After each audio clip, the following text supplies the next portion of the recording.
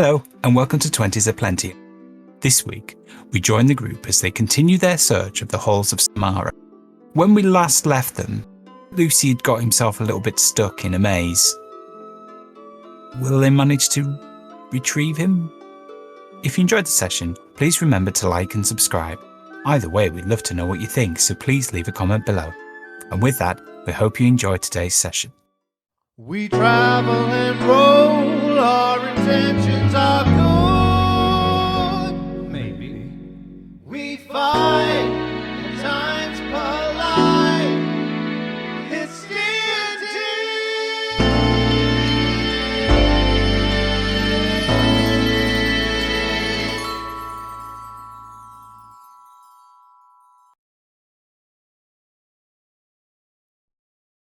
So, when last we set off, the group had been set upon in the halls of Samara by a bunch of mimics, which appeared as a number of statues and also furniture in a large hall.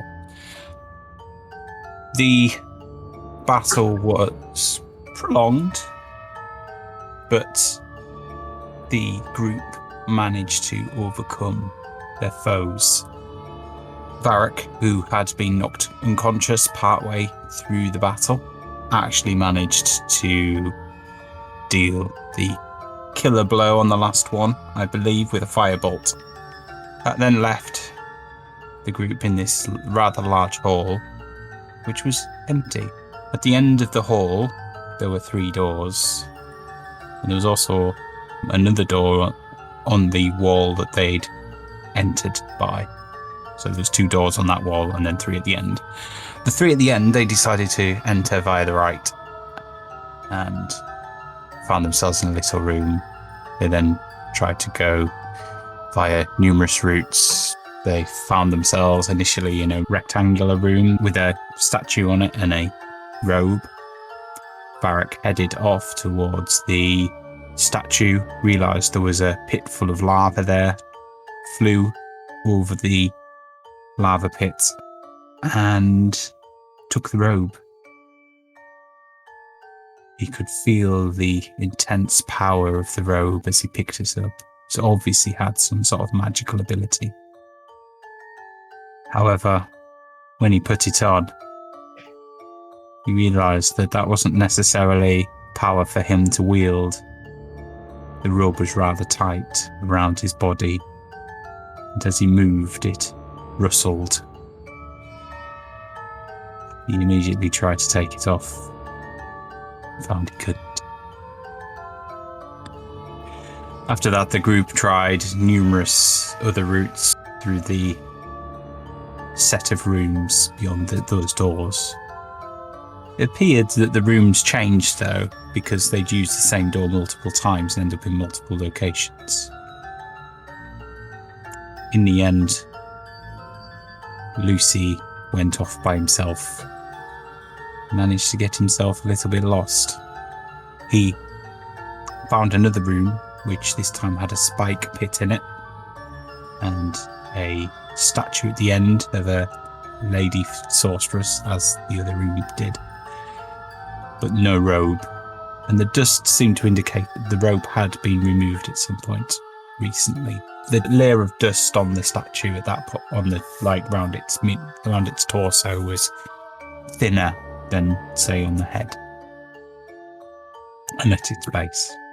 During their search, Korsk did a check to see if there's anything magical in nature around the area they were in, and they found all around the room that they were in at that point in time a transmutation spell was in place.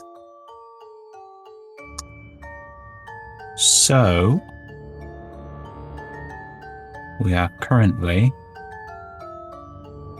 with Luci, who is stuck or just come out of the room with the pit by the door on the left of the picture as you see it. What would you like to do?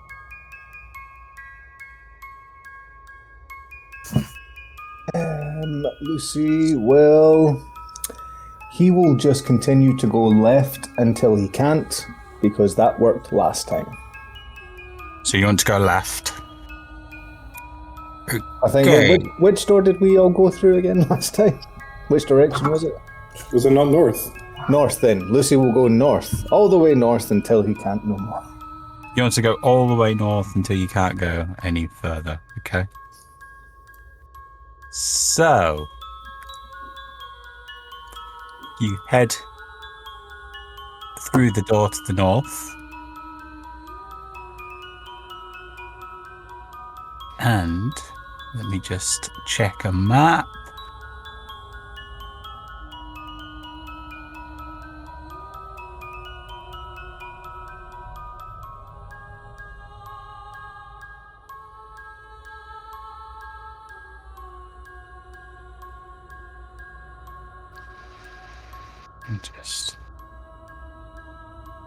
Yeah, actually I'll do that so everybody can see. Just to make a quick point. I actually have an idea, but I think I'm going to hold off on it until we're finished with Lucy's part of this section. Cool. We all are still on a call together, remember? So Luci will tell you guys, right, I'm just going to go north again. Right, okay. If you give me a minute, I'm just going to... Ooh. Right. The other guys aren't in the room, by the way. I'm just putting you there so you can... I'm going to want Lucy there. Let me just move everybody.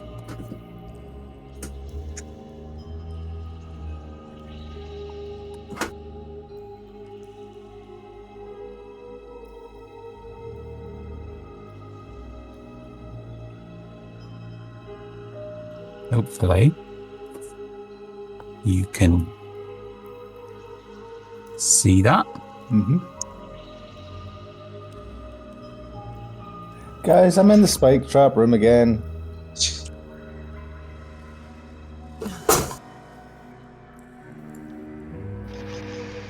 What door did you go through? I went north.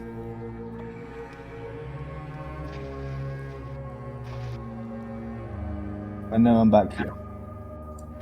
Oh, right, I remember actually. I'm pretty sure it was a case of you went north and then came out left in the same room that you went north in. Possibly? Yeah, I'm pretty sure that was the deal. So now it's changed again. I will admit I haven't been paying special attention to this particular issue, but perhaps the doors are on. The teleportation is on a rotation of some kind. So you may not be... That is smart. So am I stuck? Perhaps not. I have one thought here. And, of course, we'll take out his tools, and I need a ruling on this, Wayne. Can I use Detect Magic to... It's like, you know how you got the points between the two pebbles we're using to talk? Imagine if there's some kind of stream in between them. Can I use that to see which doors I would need to use in order to follow Lucy? You mean in terms of if Lucy had a particular magical item, could you detect that item? So it would be sort of. So it would be basically trained on the communication between the two talking points. You would know the general direction. You wouldn't necessarily know the exact door. So it could be diagonally to you, for example. Okay, I see. Okay, so that's probably going to be useful. So, if he's directly south to you, you'd know to use the south door. But if he was southwest to you, you could use the west door, or you could use the south door. Yeah, unless it's like a situation where the door you walk through isn't necessarily related to the position of the room you come out in. Yeah. What's the range on Detect Magic? It is. I'll just put it back in there. Is it 60 feet, isn't it? 30 feet. 30 feet and can go through most barriers. So you need to be within 6 squares of him then. Okay.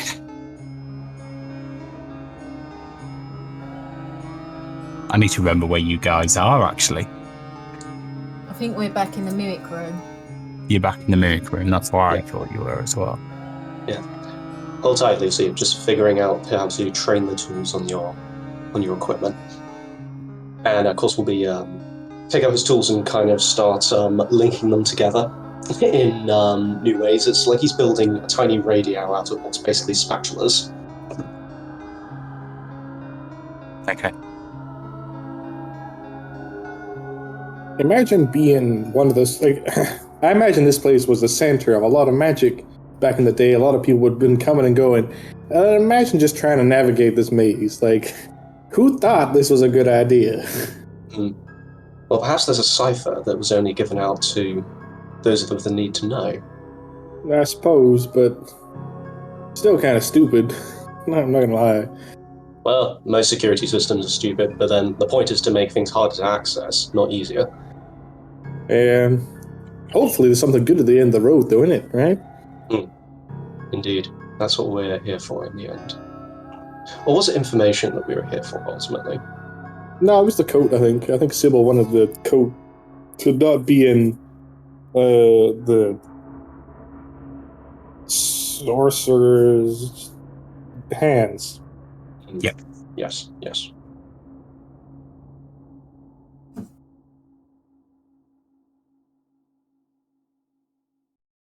So,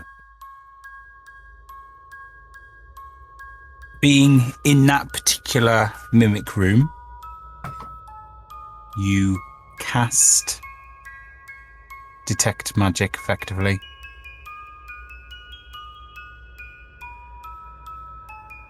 You can sense in front of you, well, in the room you're in, you can detect an illusion. You think it's the kind of residual kind of magic left behind by the mimics.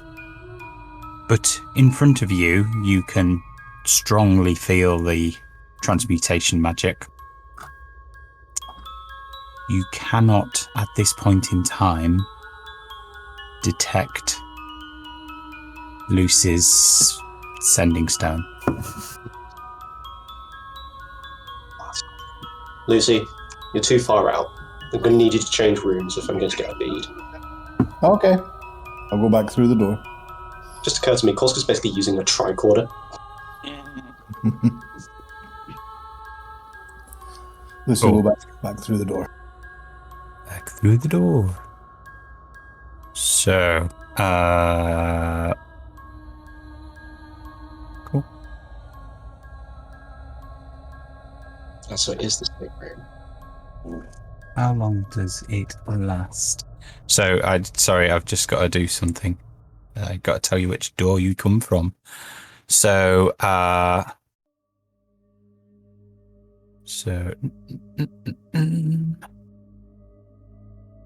So, Lucy, you come from the door on the right.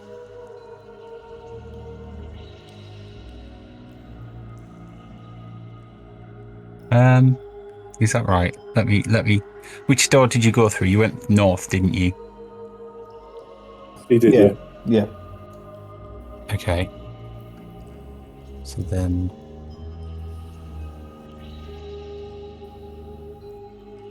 So that would have been. Yep, that's right. Door on the right.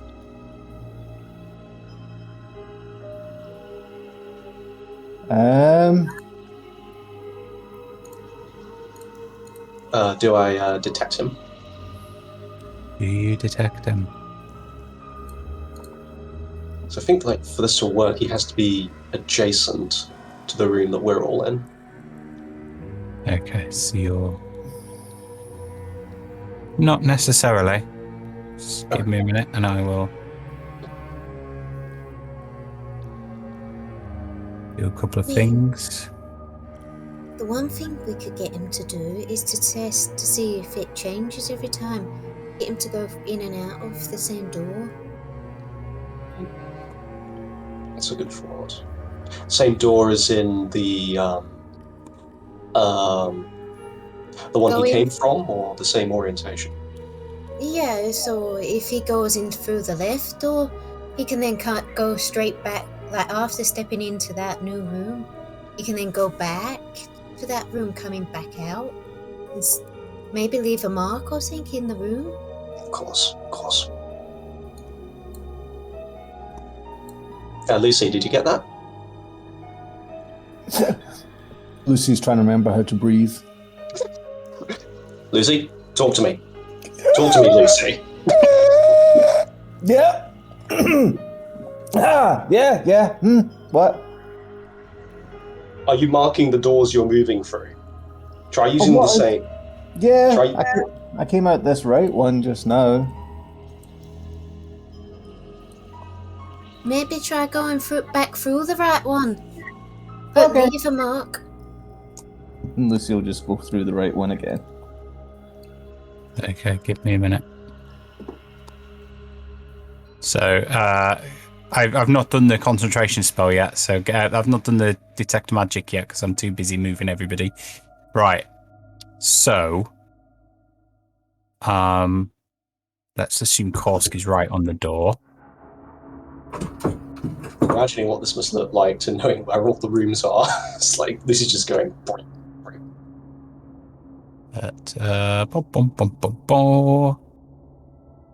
You get a very weak... So before he goes to that door, you get a very weak signal when you're right up against the door. Does it only last for the moment he goes through? No, it's while he's in that piece of the room. Well, it's like momentarily as he's moving across the room, so you get a flash of him being there. So it's almost like straight line. It's 30 feet, and he moves across for an instant. You get him, and then he disappears. Hold on, Lucy. Hold on. Don't go through the door yet. Okay. Move back. Try to walk in a circle around the point you're at now. Okay. So, at what point does the signal become stronger when he does that? Yeah, for me a minute. I need to get myself back on the map. So where's he going? Right. So I'm just going around these 4 squares. Okay. So we're on. What are we on? We are on that. So you came through the one on the right, didn't you? Yeah. Okay. So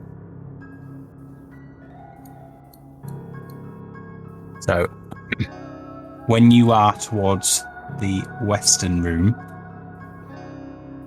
Korsk feels your signal get stronger. And as you're making your way across the room from wall to wall, at that end of the room, he feels it for a period of time, rather than just a flash. Is that like when he's... So when he's walking either there... Wait a minute. There, or there. So basically a line between those 3 points.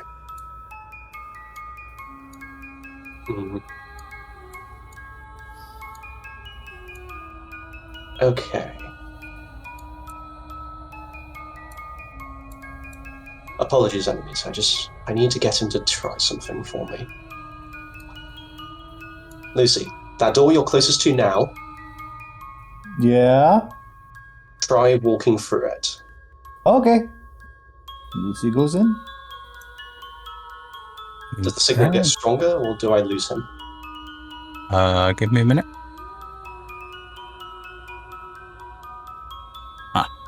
Let me just delete everybody else.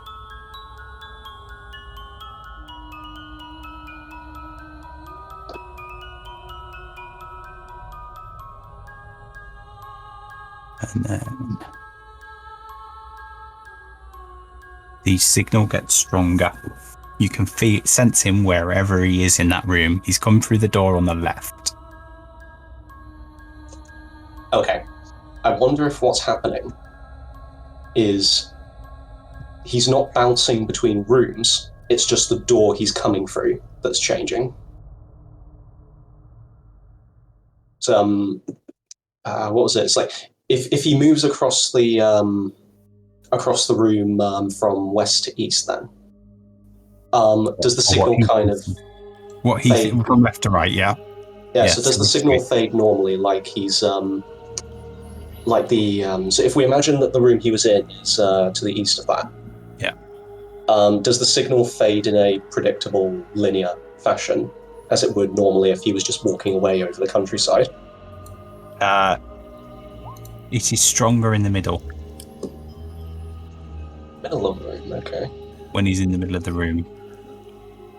Lucy will say, huh, our marks have disappeared. So it's definitely a different room. Why would it be strongest in the middle, though? Alright, try what Amanita suggested. Go through the same door that you just came through. Okay. So just to be clear, he walked from one end of the room to the other. Yeah. Mm-hmm. And it got strongest when he was in the middle. Means he would have to be above or below us, or something. He's only walked one axis. Oh, right. Goes through this door. You want to go through that door? Yep. Okay. So, give me a minute. It's a good puzzle, but it's not the most friendliest of things to do on Roll20. I'm just going to have to move you all into the room that Lucy's going into with Lucy. And also fix that. Right. So, let me show you where he is.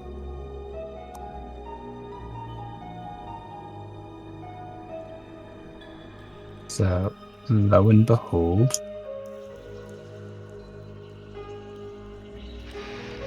Guys, I'm back in the lava room. Is it the same side or a different one?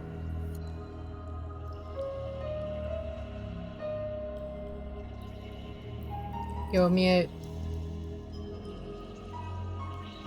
The one where Barrett got his rustly jacket. God, I hate this thing. Did you go through the left door? Yep. I'm pretty sure. When we first went into that the main 4-door room, we went to the left and we got to the lava. So if you come out that door and go up, you'll go to the mimic room. Okay, I'll give that a go.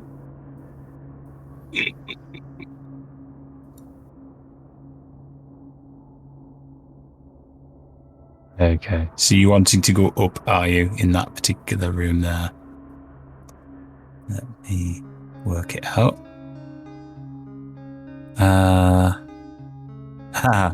Not quite. So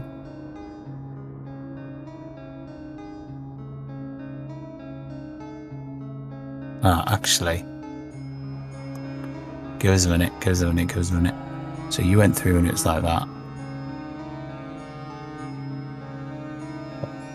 Right, okay. You've been through 2 doors, haven't you? Well, the same door twice. So you end up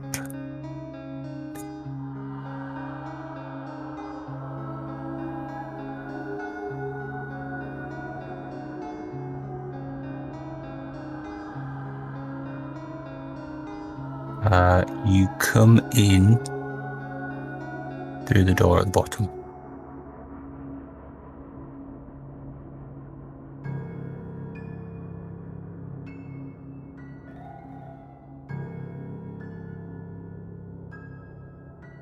I will point out Lucy is using the same colour for marking things because he rolled a 7. Varric, at that Korsk, at that point, you can still sense him. Okay. Still close to us, Lucy. Try walking around again. Just do a quick circuit of the room so we can tell where you are relative to us. So, warm, cold, cold, cold, cold, cold, warm. Warmest at the south door. Actually, I'll need to do that again. Sorry. So you are. I'm forgetting things move when you close the door. So right, okay. So everything is.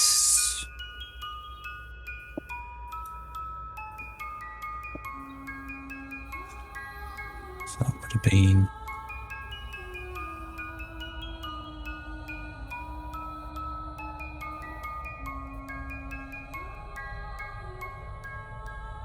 Yeah, so it's the pink one that's it's the one on the left that's the warmest. I'm telling you stuff I can't see. You can't see. I'm like, the pink one. No, it's not the pink one. Right. On the left-hand side is the warmest. Okay. It's not a corner, it's definitely that door. Yes. Okay.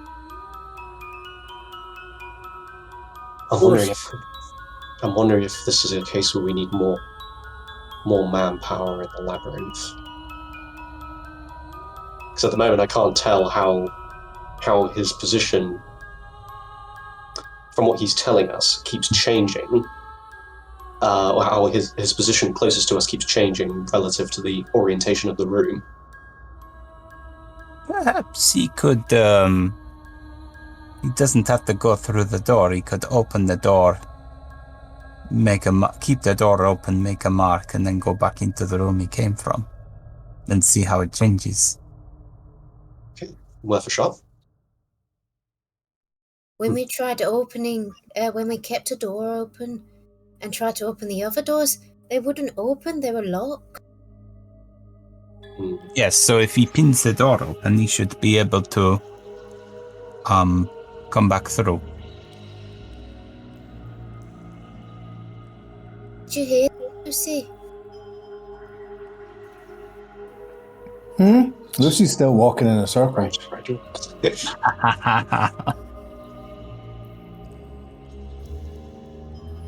What's up? You What need do you to want me to leave the door open. When you go through, leave it open, prop it open with something. do? Okay. Lucy, you must have something in the pants that will do the trick. Any more pieces of armor in there? Is there any door? The one closest to us, so the west side. Okay. So Lucy opens the door. He'll hold it open with the immovable rod. It's open. Try walking through, and do another circle in that room, and we'll see how the signal changes. That leads you to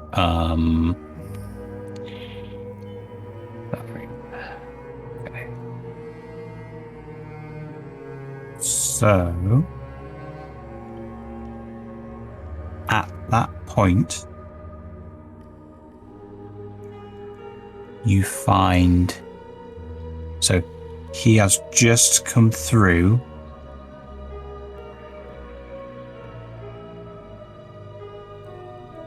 the door on the right,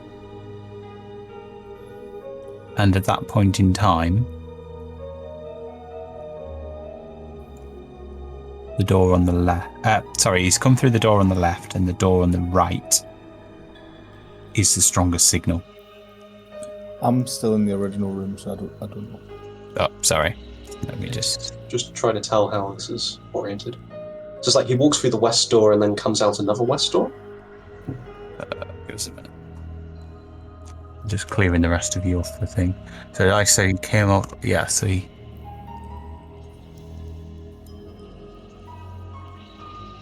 So let me... This is also a transmutation-based spell.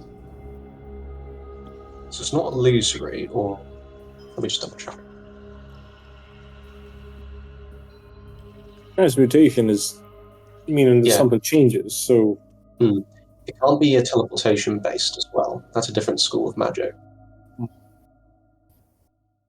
So perhaps it isn't his position. Is his position over ground is changing? It's the position of the entire room structure is changing, yeah, and on some kind of predictable pattern as well. There was a symbol on the floor, wasn't there, or in the mimic room? Yeah. Can we? I don't know if anyone has Arcana, but can we try checking that symbol again? yeah. I'll give you a hand, Korsk. Cool. Is that advantage then? Yeah, you can do. Okay, advantage Arcana. Okay. All you spot is that it is wards and a warning about illusionary magic in that particular room.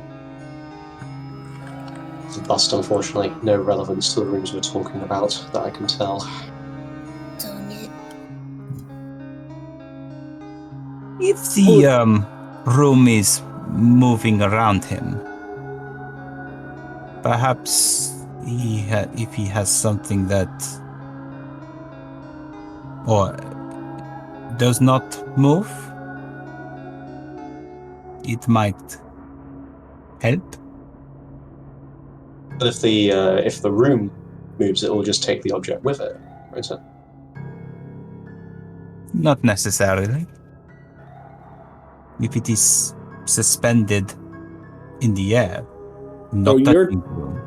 So what you're suggesting, Cleo, is he takes that rod of his, puts it in the floor, and if he opens and closes the same door, in theory, that room should have... Well, I would say not necessarily on the floor. I would say put it in midair. Can Lucy hear this over the stones? We're doing that, yeah. I'm not talking to mine in the minutes. I'm talking to Cleo, and I'm pretty sure he doesn't even have a stone. Okay. No, I don't have a stone.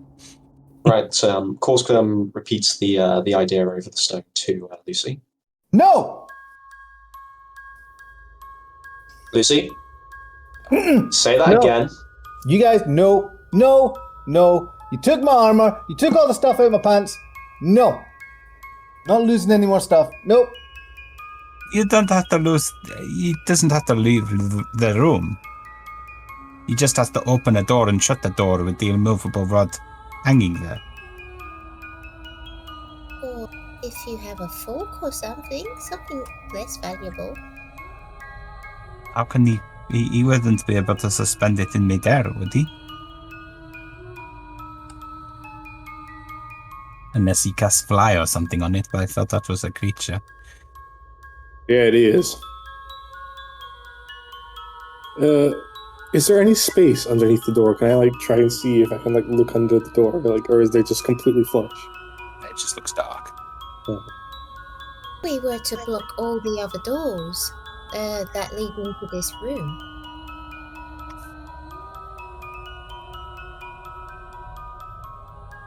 Is this room affected by the spell, actually? Did we ever discover that? If it was, we would have changed our position from coming in through the previous route, surely. Right, let's all try opening these 3 doors along this wall here, because... in theory, if this room is under the same spell, then this room should lock all other doors when one is open. Is this the mimic room, the hole with the mimics? So you open one of the doors. Sorry? Cool. I was just going to say to them that we did come through at one point the top of when we headed north. Kept heading north. We ended up coming from, I think it was the top. Or Right. No, you came. You didn't come out of one of the other doors in that. You came out of the one that was the rightmost. Sorry. As you look at it, let me just bring the map up. Oh yes, yeah, there's 3 doors on the bottom. So you came out the left door after you'd gone in the right door. Yeah. So if it's if you imagine there's a cubic space underneath the room, then the rooms would be, at least the idea I've got on my head, is if they're cycling, then the rooms are effectively going like that. Interesting theory. Liam's smiling. I mean, it could be a different pattern, of course. It could be like... My idea's completely gone out the window. What was your idea? Basically, kind of the same, but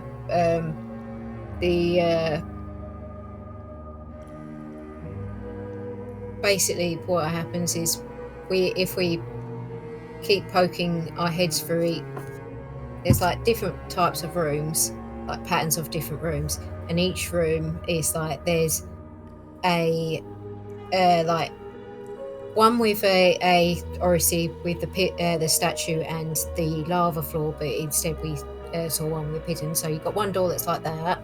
You've got two other doors that lead to a separate 4 room, and then another door that leads off that heads into the mimic room. So it's like every time we go through a door, we've been going through the wrong door, and yeah, it's just trying to work out which one's the right door to go through. But it's trying to take down what pattern. Yeah. At this That was point, Lucy would have taken the immovable rod back from the door and put it in his pants. So, I think we need a guinea pig for this theory. Volta, try going through so it's the south, because I'm looking at Lucy's map right now, so I'm doing this from memory. So it's the southeast door. Well, there's no... I don't want to... Folter's with us, right? So I don't want to send him off into the maze if he can't communicate with us. And Lucy's on the stone? No, because Lucy's got the stones. And we only have these ones. The little ones that let us talk to Lucy. Of course, beats his head on the wall for a minute, realizing that's... Yeah. Do we have something we can give him? Something with magical energies that I can register? I'll go. Just tell me what you need me to do and I'll go. Okay. So, begin by going through the southeast door. I'll retrain my not tricorder to keep an eye on your position. The southeast door. I've lost where Lucy is now. So, Charlie, is that the room you went in temporarily or the room you were permanently? So you opened the door and went in. Did I move the door? I forget where you were. Yeah, because the room that Lucy was in originally had yellow markings, and then you moved into this room, and this has got the green and the blue markings. Yeah, this is the room I opened the door to. Okay, and which door did you come through? The one on the left, or did I not tell you? I think you said the right, but I'm not 100%. I'll just got to work out where you came from. I went through the left door in the yellow marked room, and I think I came out the right, where that blue marking is. Okay. Was it that room you went from? Maybe. Yeah, it was. Yeah. I think it was. Yeah, and we went out that door. Cool. And the room you came from in there was the lava one. Yeah. Yes. Right, cool. Yep. Right, I'll put you back in that room then. Oops. So southeast room. Hold on, actually, I think it was the... actually, it makes more sense to do the center door, just in case the cycle is on a different route. You want to do the center door? Yeah, sorry. Okay. So who's this? Folter. No, it's me, Varric. Varric. I'm going through, yep. Right, okay. Folter's, I don't know if Folter's just sitting back cleaning his armor, pretending he hadn't heard the question. Let me just go and grab a token of Varric then. Oh, this is confusing. It was Lucy that sprayed poor old Folter over with a mimic goop, so... Right. So, you're going through the middle door. Okay. That's fortunate. So that is. Does his signal move after he's closed the door? So give me a minute. So he has. Let me just scrap Luci from this and put Varric in.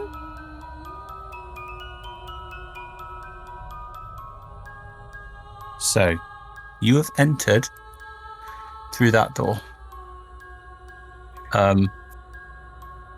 You feel he moves further away when the door is shut. In fact, he moves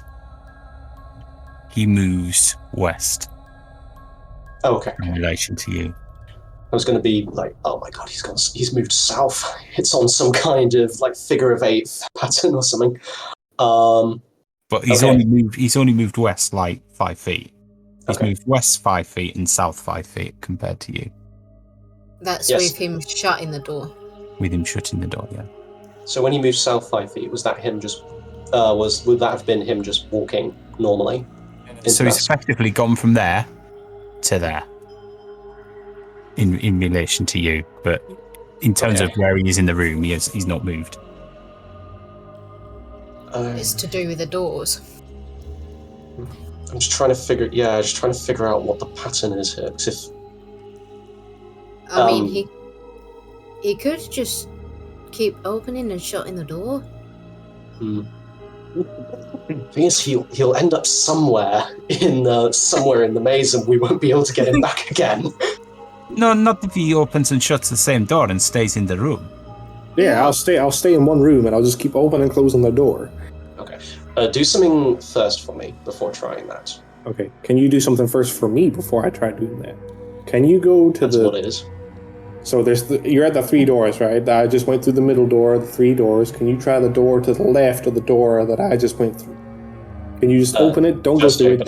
Just open it. Yeah. I think the same line to. So of course we'll go and just open the door and look inside. Okay. Do I see which door? So the south in the mimic room, it would be the southwest door. It'd be the left door of the 3 doors. Yeah. You open the door. It's an empty room. Okay, so it's more complex than just a cycle then. So he must. So if we imagine it's. So I think we can safely assume that the structure of this is a 3 block wide. So of course you've only opened one door, haven't you? And it's a different door to what Varric opened. Yeah. Okay. Okay. So just conceptualizing. So it's like we've got the 3 doors, 1, 2, 3. So when Varric went into here, he effectively did that. So he must be in the room immediately south of the one that Korska's looking into now. Not necessarily, because the one that Korsk could be looking into could be directly. So the door, like that's the room there. Korsk could be looking to a room that's like down here or something like that. We don't know the pattern of it, so. Cool. Can I just jump straight back to Luci because Charlie's been chatting to me in the chat. So what's Luci doing, Charlie? After asking his patron for a hint, he will begrudgingly leave and click the movable rod in the center of the room and then just go out the north door. Out of the north door? Yeah. Not just open the door and shut it. Is that not what I was supposed to do? I don't know. No, Whatever Lucy was supposed to do. And leave the rod and see if the walls move or something. Oh, Lucy misunderstood. He thought you wanted him to leave the room and then lose his rod. He's leaving the room. Oh no, he's not leaving the room then. If that is happening, no. He'll just open the door and shut it. Okay. The rod turns. So you are amazed as the rod appears to turn 90 degrees Okay, that's what's happening then. to the... It turns 90 degrees clockwise. Guys, rod's doing the immovable rod's moving. So it did something like, oh man, it did something like that. Just like Varric, that. try in relative to where you walked in, the eastward door. So I came in from the north. I'm going to try the door to the east. And I'm just going to open this door. Oh, wait. Clockwise is the other way, sorry. Westward door. No, that's anti-clockwise. If you're going clockwise is like that, around the wheel. Yeah. So I would open the east door. So what I'm trying to do is get you to open the door in the direction that you just came from. If you reappear, then we know for certain what's going on. So if you come in from the north and it rotates clockwise, you'll be at this door. So you want to take the one that's westward relative to your north. Right. So all I've got to say is since you went in the room, 2 doors have opened and closed. Oh, yeah. So you will have moved twice. So the room... So it's the south. If on your theory, the room will have moved twice. Yeah. So every time you've, like, if Lucy opens the door, then shuts it, that's one movement. And then when Varric tries to open that door to go in to meet Lucy, it's like that would have moved. So it's like you need to do it the one before. So if he goes through that one to then turn it to go to that one, that's what you want, rather than going through that one, because then it will turn down. Right. Yeah. I understand. So it should be the southward door then, if it's happened twice, regardless of what the direction is. What are you trying to do? Get him to come back out in our direction. Okay. I mean, we could actually just use the tracker actually to help with that as well. Because if he comes closer to us, that will. It's fine. I'll just open the door. Lucy, stay still, please. I'm so sorry, guys. While you guys have been chatting, Lucy opened and shut the door again to see the rod spin. It's like he didn't asphyxiate again. How many times did you open and shut the door just once? How much time has passed? Conversation would have been about 5 minutes seconds or something. Okay, let me just try one thing then. This. But you would have felt Varric move. One time. He did it one time. He did it one time. Hold Right, on, Varric. so Varric's gone from there to there now. Okay. If he keeps opening and closing that door, he will eventually open the door and see Varric. If he's adjacent, yeah. Mm. Is that He right? is. In theory, Lucy is adjacent because he went back to the room that he... So he opened a door and he came to this room. He's So there. then... That's right. Okay. I'm forgetting. You'd moved twice and then he opened it again, so that's 3 times. You've gone.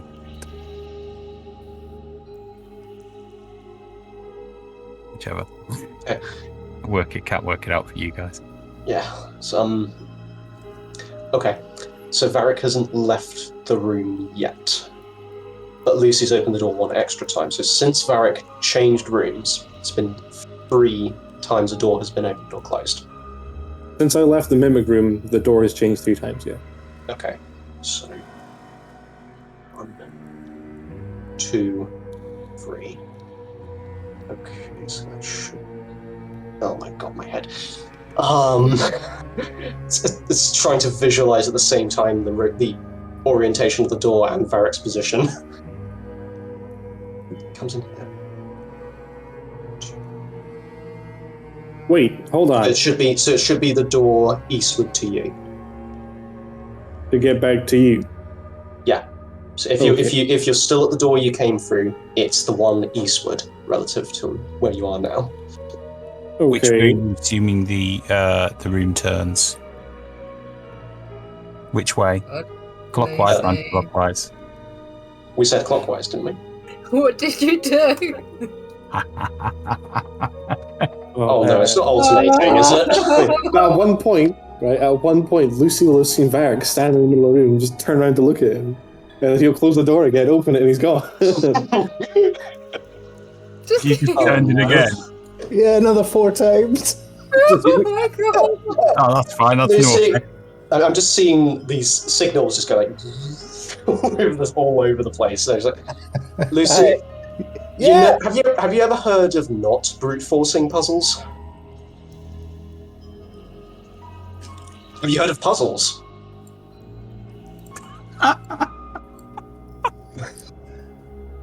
Did he? Yeah, no, yeah. Your patron surely must have posed at least one of these to you. Do Yeah. we know Lucy Warlock? I don't think that was ever disclosed. I don't know, actually. Yeah, I don't know. It's just spinning round. The rod's spinning. It's funny. So can I just say that the way in which it is at the moment is where Korsk can translates Varric as being. Varric just thinks he's there.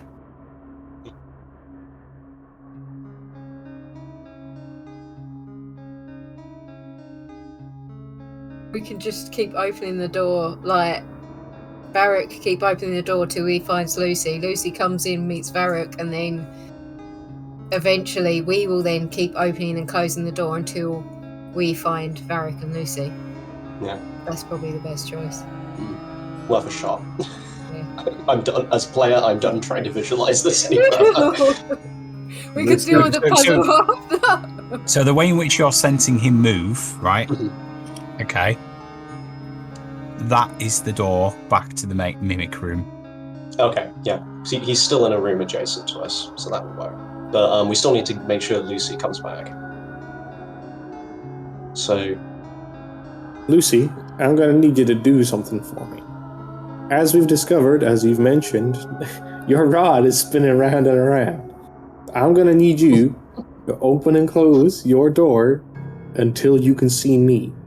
And once you see me, you're going to take your rod, and then you're going to come through to me, and then we're going to go join the rest of the group.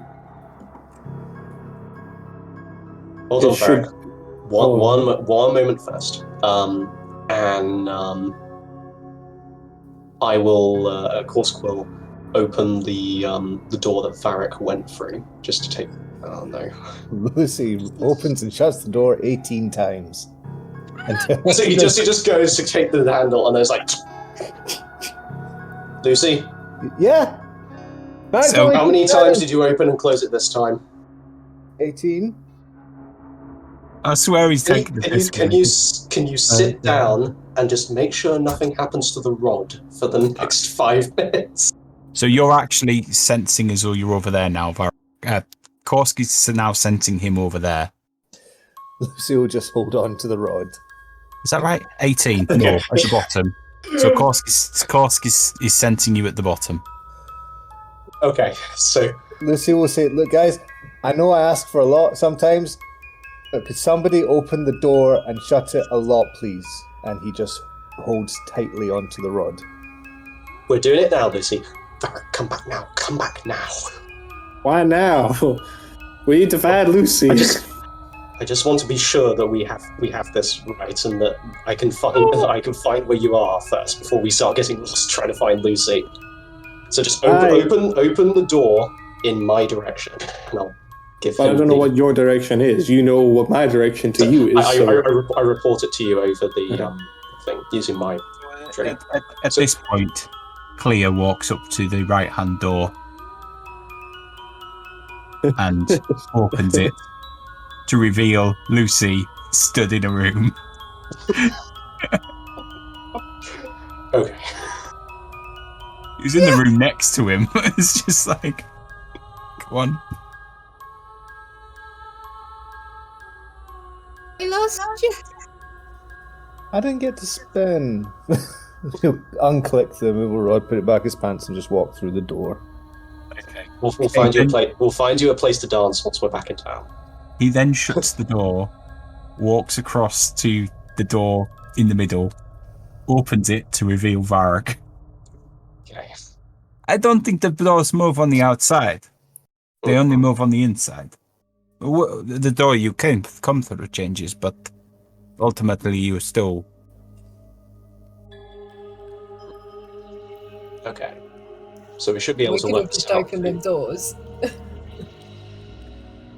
So we should be able to work this out in order to traverse at least head in a further direction. We could draw an arrow, like, on the floor, like, to show whereabouts the mimic room was last. That's a good idea. I think we open and close the door from the outside and look in. Mark it. Open, close, and we could see which way the room turns. Yes. Smart, Cleo. DM solving his own problem. His own puzzle. Literally, I just wanted to confirm that we've got this understood and I can actually find Varric. I think we've understood it after having 18 tries of spinning. Maybe not. Yeah, there was that thing with the... I suppose. Well, we know the basics at least. Let's mark all of the rooms adjacent to the mimic room that way then. So, let me take you back to the main map, and I will. It's been a while since I've actually started going. I'll need to move you around a little bit, and I'll also need to. Yeah, I'll need to move myself. So, I need to just move everybody out of there and into there. And I need to sort out the... If worse comes to worse, we could always just break down the doors. Yeah, I was going to say, though, if these doors are made of wood, we'll just knock them down. I'm getting sick of these puzzles. Hold on. I wouldn't recommend that. We might end up with some strange... Oh, no. Lucy, please don't do it, Lucy. Just literally, of course, just like listening to this thing, he thinks like, He rolled a 4. He's thinking. Lucy, if you break the doors, you may never get out of there. So remember what happens when you hold it open? It stops. You can't open anything else. Lucy's back in the room with you guys. Oh yeah, true. Yeah. Okay. So, you open the door on the left, and you reveal, and you close it and open it and close it and open it and close it. You realise that the 3x3 room, square room, or 15 foot by 15 foot room, is rotating clockwise. Oh, they're not all on the same rotation. You do the same thing to the next room, and you realise it's going anti-clockwise. You look at the next room, and it is going clockwise. That seems straightforward. So the room to the south of it would be going... Wait, is it anti-clockwise, clockwise, anti-clockwise? It's on the next row, are you saying? Or the, on the first row, just so I've got it straight in my head. First row is clockwise, anti-clockwise. So the one to the south should be clockwise, and then the other two are anti-clockwise. Yeah, the next row you're saying. So you're going to test the next row on that theory. Okay. That's what I think it's anti-clockwise, clockwise, anti-clockwise. Yeah. Yeah. My brain is mixing up the meaning of anti and clockwise even as we speak about it. So it's like cogs in the machine. Pretty much, yeah. Yeah, that's just what I was going to say. Cogs in the machine, which means that we'll get the same pattern of turning every other row, essentially. So, in theory, if we open and close a door twice, it should put it directly south of where we are. And that way we can quickly traverse through and see where we end up. It's as you so you got your 2 rooms. You walk into the south one, close the door, it rotates. So just open and close the door you came through once, and that should put yourself. Yeah. Yeah. So, God, this code's loud. I'm actually getting flashbacks to Zero Escape right now. So, we'll assume you have solved the puzzle. I will go onto the main map myself, and then I will reveal what it actually looks like. Ooh. Without me moving people around. So I've drawn it without the doors, basically.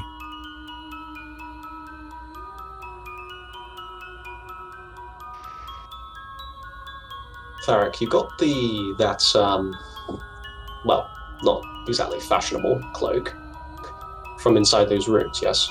Yeah, this thing sucks.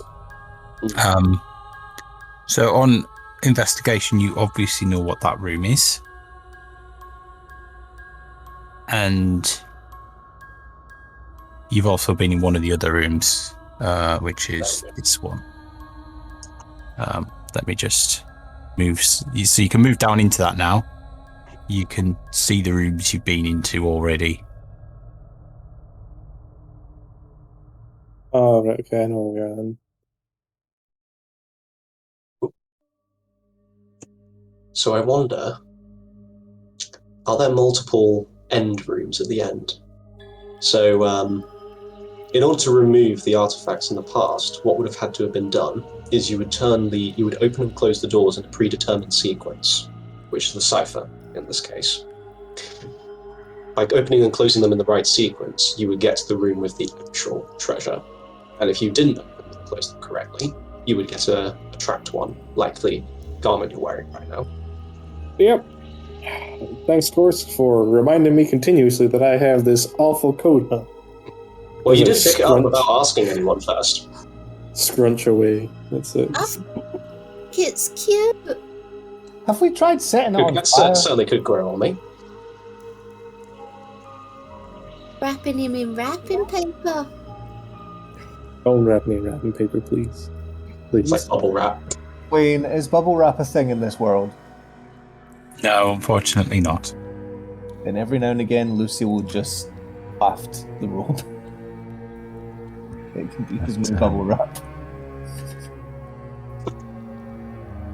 It's more like a shell suit. Dragonborn in a shell suit. I have to look that up now. What a shell suit is? Yeah, I've never heard of that. You've never heard of a shell suit? Tracksuit. I think I've seen these before. I didn't know the name. Yeah, they were early thought 90s it- thing. I thought it as like Oh, there's still a thing. cellophane, like Yeah, the rustle like- of cellophane. Plastic Yeah. tracksuits, basically. Like lots of aluminium foil draped over a person.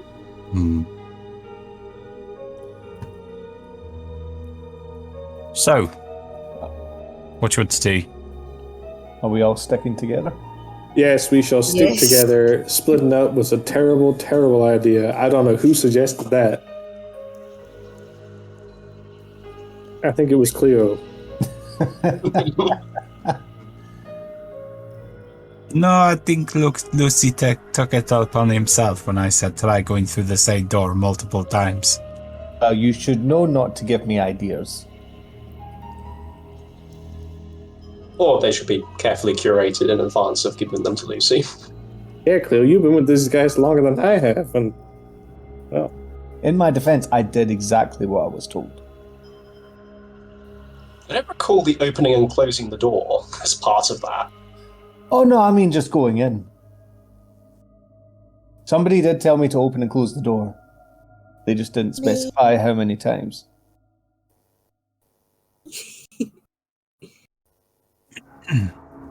I think we're getting sidetracked. Yeah, moving on. So let's check the bottom, like if there's if it's like a row of rooms.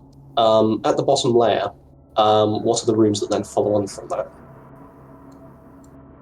So you on the bottom layer you've got you've got rooms off, one room off to the left that you've not discovered, not investigated yet.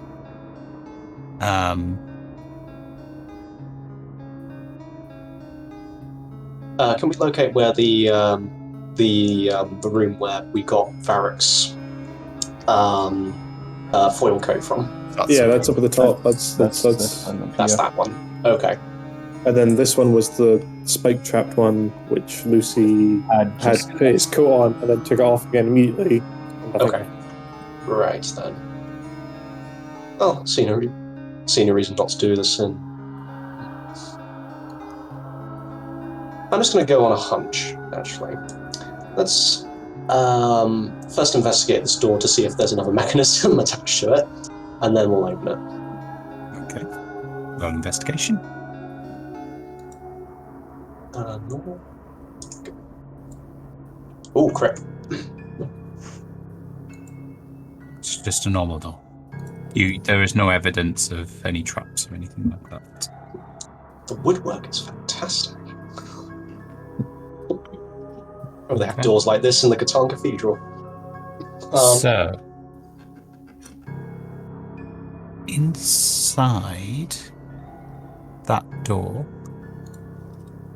you find 3 cupboards. I read a detect magic test to see if any of them are illusory.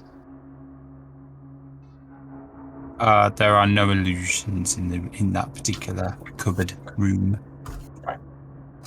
You do sense some of the contents of the cupboard has magical properties. Okay. That's Are free you off. gonna open them? Well, not recklessly. Let's investigate the center one. It's like, is there like just gently testing the mechanism? Is it like heavier in the sense that it's linked to a trap of some kind? No, it's just a normal cupboard door. Alright, let's open it then. Okay. What's the worst that can happen? I'm assuming you're going to ratch through all 3 cupboards. Pretty much, yeah, So, in the same way. You find 3 vials of green liquid labelled poison and a unlabelled bottle with blue liquid in it. These will merit closer investigation when we get the time. Varric, can I trust you to hold on to these? I wouldn't trust Luci with anything labelled poison. Yeah, sure. What's in the door to my left here? I'll go back through the room. Sorry, Luci, you're muted. No, that was intentional. Okay. He's in another room still. Okay. So where are you looking at? So the door that's beside Cleo, to the left of him. Okay. Can open that. I'll probably go in with Varric. So you find yourself in a room. There is a statue. On that statue is a robe. It is a purple, velvety looking robe with a gold stitching trim. Again, there are many subtle runes in amongst the purple fabric. Luci, I'm going to warn you, if you I can't put another cloak on or coat on because I've got this awful thing on me, but just be warned that if you put that on, you might not be able to take that off. So I'll check it first. yeah. Luci's Also, getting lots of salt this episode. Oh no. so just throwing it out there, I just want to make sure he's keeping safe. You know? It's Also, It's a very pretty robe. It is. It looks much nicer than this one. Wait, no. Lucy first is I going like your one though. I don't. Lucy's going to check for any traps before Okay. touching the roll. So, could you roll do a perception roll? So. Okay. 21. So, upon investigation, you realise that some of the floor tiles are loose, as with the other rooms. And, lo and behold, let's see if I'm not actually moving it around the actual map.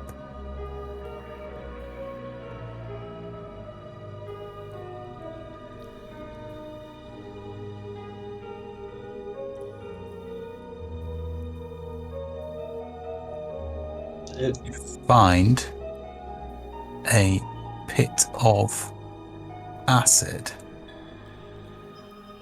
Can I jump over it again? Yeah, you can. I'm assuming you can make it. It's 10 foot. Yeah, I can make that. You can. It's your strength in feet, isn't it? You can jump. Yeah, As long as you've got a strength of 10, you can clear it.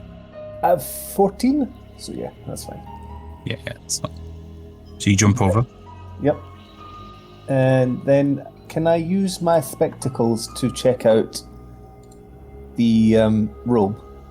The eyes of the curator. Yes. Which I don't think I have used this day. Amanita's gonna just fly over and stare, like, watch Lucy. I think you have. Did I? Oh. Yeah, I think it was session before last. That was the one we were coming in from. I don't think he used them then. I thought he used them on the door. Oh, yeah. I might have, yeah. What time of day is it right now?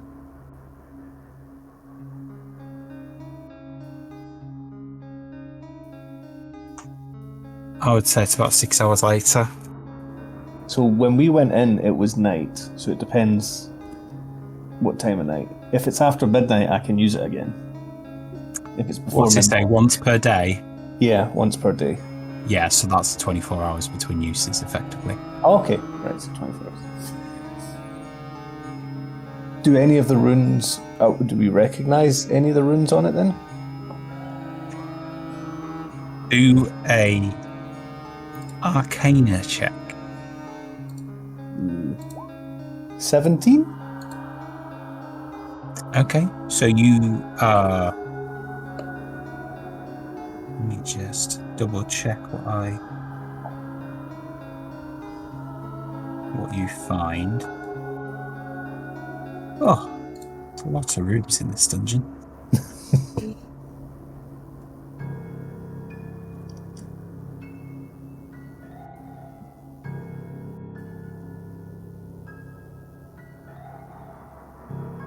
It mentions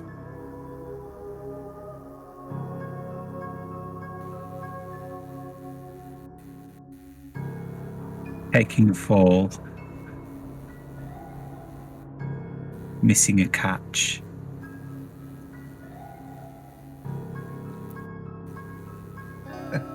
It's a clumsy robe.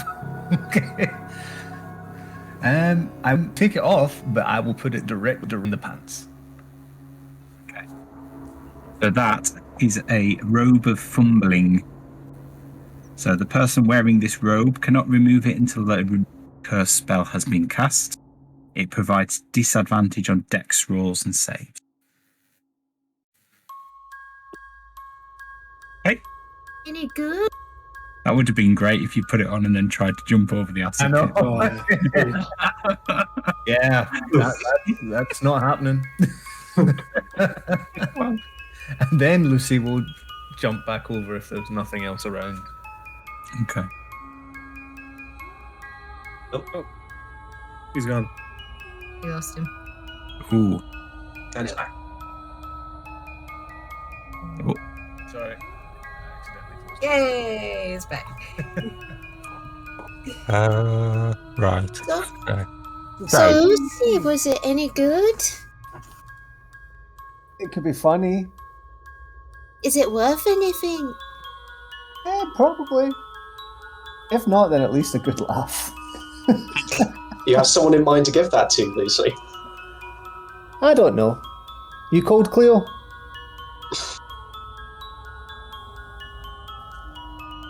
You're not one to knowingly give things away, Lucy. I would probably say I'm warm enough, thank you very much. Fair enough, fair enough. I whispered to Lucy, what about Filter? If it's something funny, it might be worth giving it to Filter. Maybe. Filter, are you cold?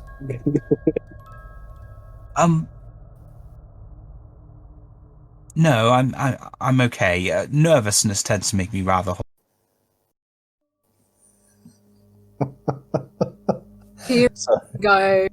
Are you cold? I mean, it's like, I am cold, but I got my own cloak. That's fair, yeah. I don't think this one would fit you, Amanita. It's a bit big.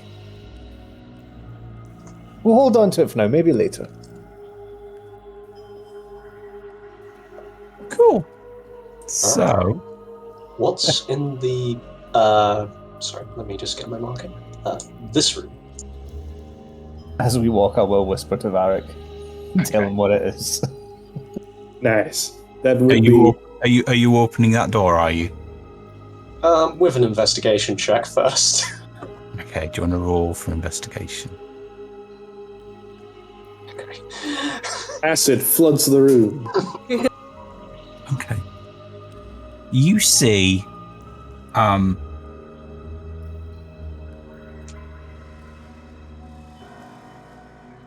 the ground in front of the door, there is a reddy brown, sludgy, almost waxy substance on the floor in front of the door. Quartz kind of leans forward and kind of scrapes up a couple of his fingers. Does it feel of anything? Like burning or like... Feels like clay or something like that. Clay. Maybe we should leave this door to last, everyone. I'm not entirely sure what on the other side could produce this kind of substance. Sure. If you say so. I mean, I'll trust you on it. I don't think it needs to be pushed any further than that if you think it's bad. Well, I don't know. It's more a suspicion. I don't suppose a nature check would be relevant to...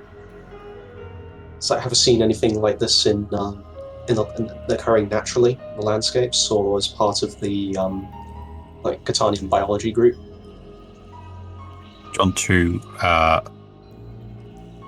do a nature check then? No, don't like that one.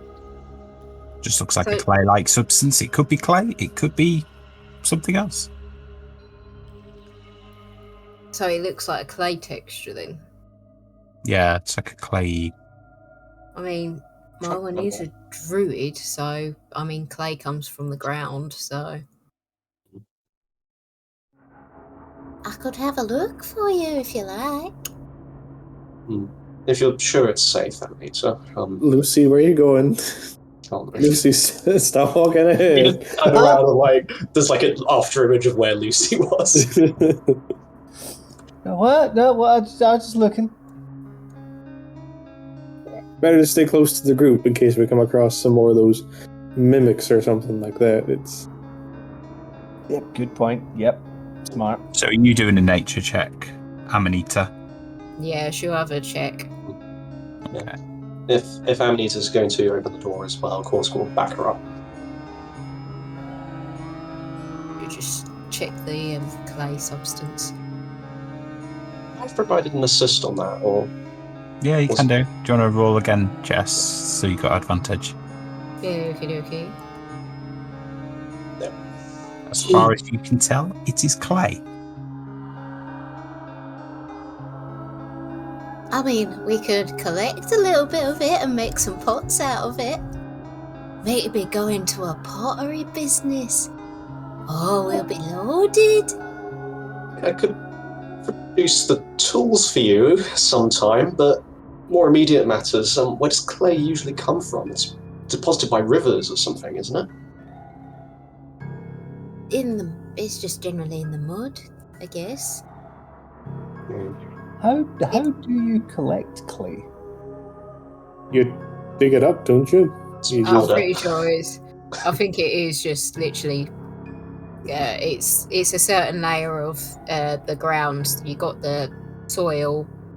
I think it's then clay, then something else. Yeah, it is. Lucy's meaning in regards to like storage. How you just? Is it a liquidy or is it solid? No, it's a powder. It's generally a wet substance. Can stick it in. It's not liquid. Jar. Sorry. It's just like wet mud, basically. Yeah, it's kind of like modelling clay, like I'm guessing. So you can do pottery with it. That's what I'm assuming it's like. Right, we can't tamper with the doors, can we? Alright, decision, are we opening this? hold on. Let's take a stock take of what we can actually do before we go into any potentially confrontational situation. Yes, but we've only been able to establish that there's clay residue under the door. Yeah, but we also just assumed that the statues in the mimic room were statues, and then they attacked us. So I just want to make sure that we're all in a position where we can fight. What about the other side of all these rooms? Like, on the side where we had all those statues, do you think there's more of those around? Maybe. That's a good shout. I think they'd be... Oh, like if it's symmetric. Maybe, yeah, I don't know. Maybe. That is a good thought. Very well. If we're not going through this one, then I'll head off and investigate the opposite side with Lucy. Yep, okay. I'll go with you guys as well, if we're not opening this door, but I just want to get a group call. Are we opening this door before we do anything? I wouldn't do it yet until... Or some other places first. Right. Investigation coming up on the door. The one to the right. Yeah. I'm burning on my crits. You find on the floor more clay-like substance in front of the door. Like the previous one. So it's probably not symmetric the way we're thinking. Unless perhaps the statues were made of clay. Did we ever check that? No, they were stone, because I'm positive I heard Lucy try and attack one, and it was hard. I did the same thing, actually. I think I whacked it with my stick. I'm maybe gonna try this one. I'm just slightly concerned if something's producing the clay. Are you investigating or are you... I'll investigate it first. So roll an investigation check. Wow, okay. All the crits. There is more clay on the ground in front of that door. Was there clay in front of the door on the other rooms on the other side? Not on the other side. Not on the left-hand side, but there's one along the bottom and now two along the right. So Corsica's going to step back into this room where all the cabinets were, and we took the items from. Is there clay on the door or in the floor of the room the same way? No. Okay. Right. Go at the door to the south of me and Amanita. So beside the one that Corsica's in, but below me and Amanita. Do an investigation check. Investigation check. Lucy will do this another investigation at this door. Okay.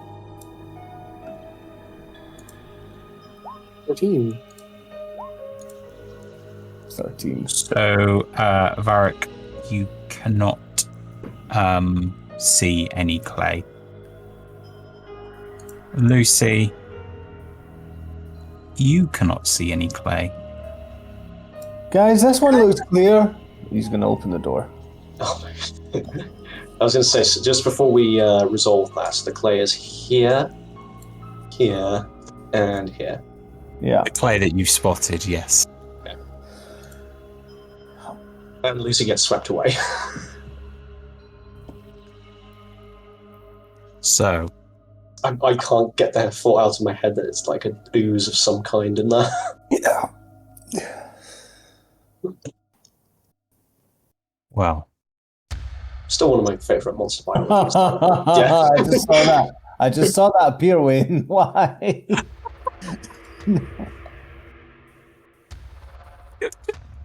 I don't know what you talk. Yeah. So, can we all roll initiative, please? Oh boy. Here we go then. Are we assuming that the rooms are rotating as we do this? Yeah, they are rotating. Oh, But God. you are. I'm assuming you know which way to go. Yeah. So you can't see what's going on with Lucy, but I'm assuming that he will tell you what happens or what he finds. I would have told them that this one was fine through the stone, like there was no clay. So once I open the door, what do I see? With my You see eyes. stood there a massive clay figure.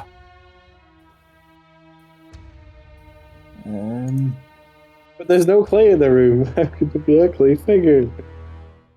He rolled low. He didn't spot it. Yeah, didn't see it. It'd be interesting to see if he can get through the door.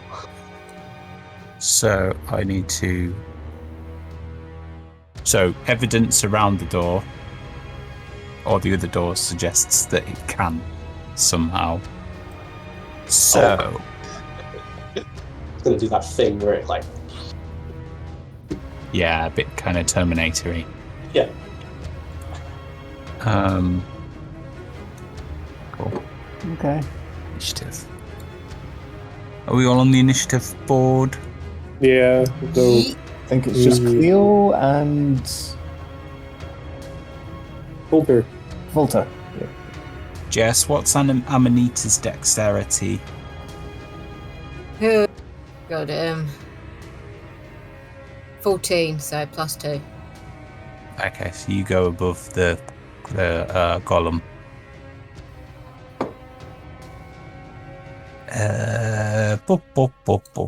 NPC. No. NPCs. So, where are we?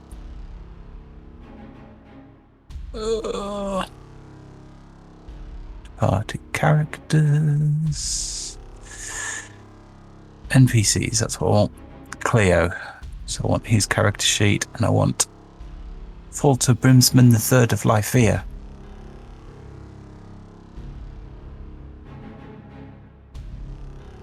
So, Cleo, we will roll initiative for. Great. And Falter, we will roll initiative for as well.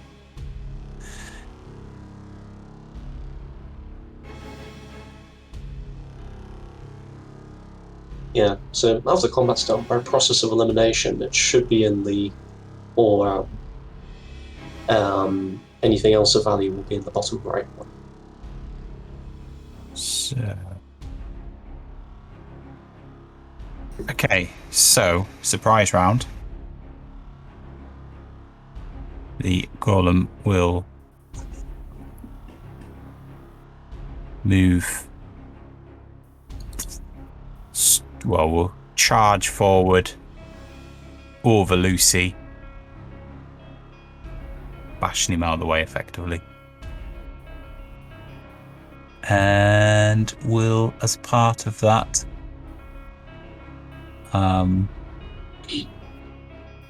it will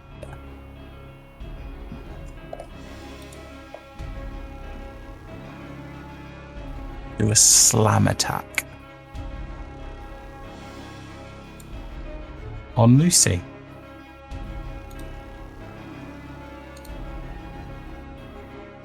$26.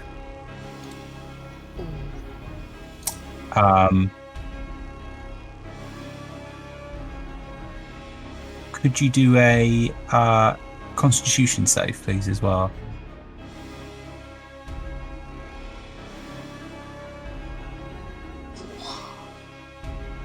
Okay, so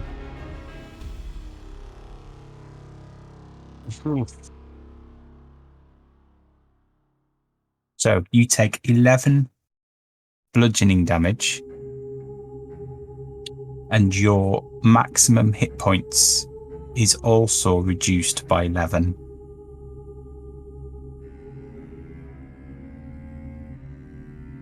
You're muted, Charlie. Is that specifically because I lost the 11 hit points? That's the amount it's reduced by, or if I had temporary hit points, is that lessened? I had nine temporary hit points left. Yeah, so I'll assume it wipes those out.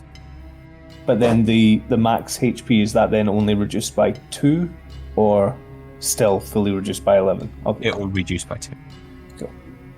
So it's as though you still got the 9, but it's took 11 off you. This reduction lasts until removed by a spell or other magic. Ooh. Do potions count as magic? Depends what the potion is. So it's like he can't rest to get rid of it then. Okay. Like would Rest with thick fractured bones. True. So that's a surprise round over.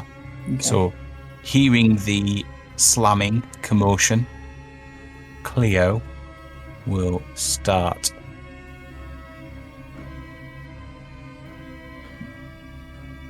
we'll move up to there, and he'll probably dash as well. 1, 2, 3. So that puts him in the room next door. Lucy. When he ran past me and did that slam, did he go away from me, or is he just next to me? He's just next to you. Cool. I forgot to take my reaction. Can I do it now? In terms of what? He caused me damage, and I want to burn him. So you're doing Hellish Rebuke? Yeah, you can do that. Okay. So it's a dex save. Okay. Let me just have a look. I'm sure it's very dexterous.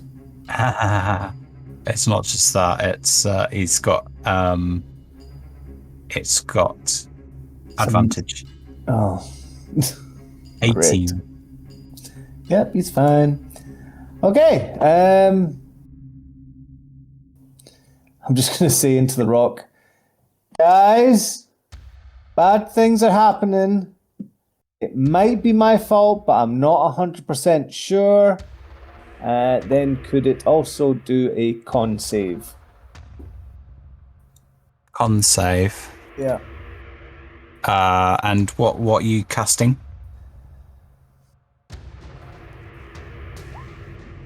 Thunderstep. Okay. And So it's got advantage again. Yep, I'll be moving over here anyway. 23. It's cool, yep. And I'll just appear here. So I think it gets... Is it half?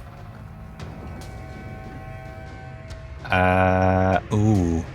Yeah, it gets half thunder damage. Ooh.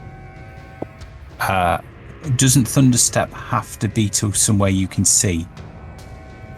Could I not see them? Oh, okay. No, there's doors in between. Okay, then I'll just go straight here. Again, there's doors in between. Oh, they're not open. They're not open. You'd Oh, have to that's open. You'd have to open a door and then Thunderstep. I can't do them anyway then. Okay. So the only places you can go is you can go back into the room where the golem come from, or you can go north and thunder step into the mimic room.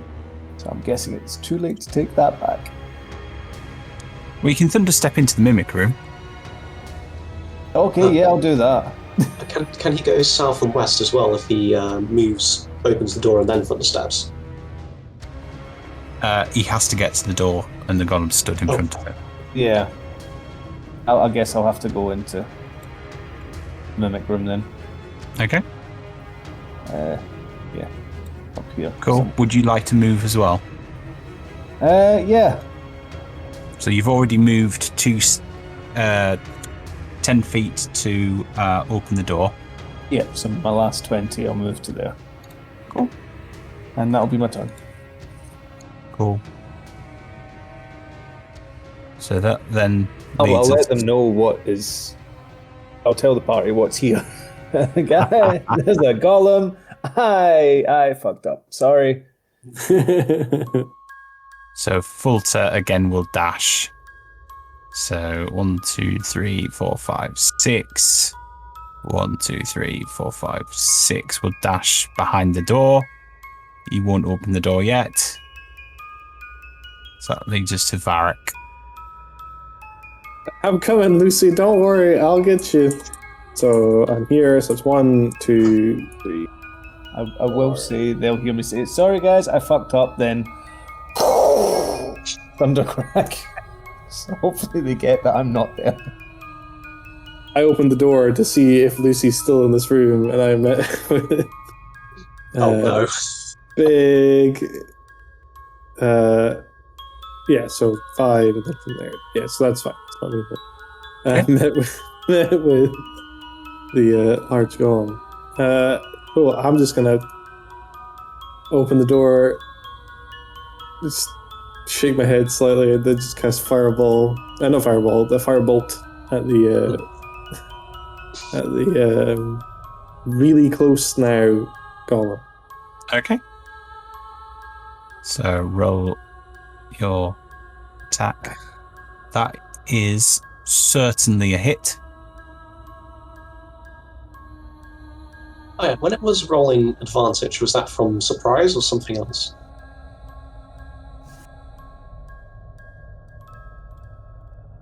I think they just It get it. wasn't a surprise. Okay.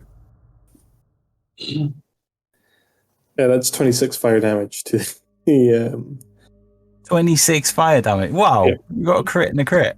Yeah. Okay, effectively. Or a maximum roll. See those dots? Let me just have a look at something.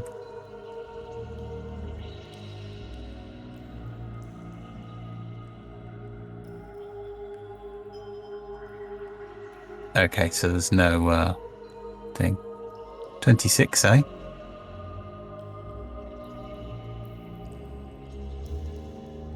So you launch your firebolt. It strikes it on the backside. It turns, roars at you. I close the door. And I just like shoot it, and I just close the door.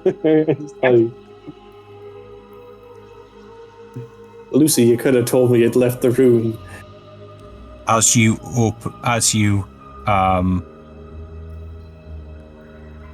close the door, it's its turn. So it opens the door, and then will. What's it gonna do? It's gonna do a slam attack against you.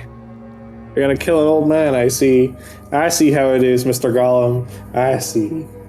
27 to hit. That hits. 23 bludgeoning damage. How far do I get knocked back? Because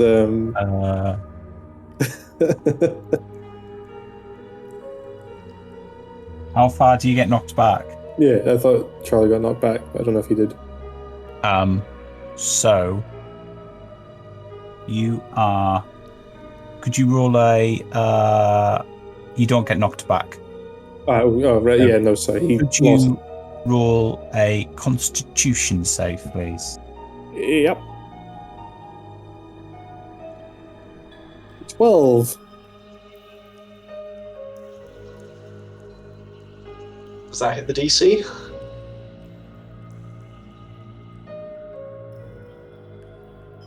And what's your maximum hit points?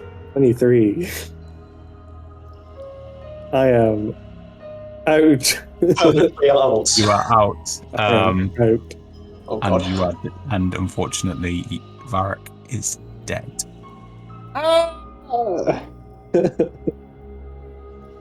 He slumped to the ground, lifeless. Like dead? Didn't he have to do, does he not have to do death saves? I thought it was just permanently No, unconscious. so what's happened is, because remember when Charlie failed, he had his maximum health points reduced by that number. And because it's a certain type of affliction, it can't be removed and without certain it's essentially like a curse. So unless you can remove it with magic, and because I can't get any more than 0 hit points because my total's been wiped, that's it. Varric is deadest. If we can heal him, That is brutal, though. Yeah, really rough.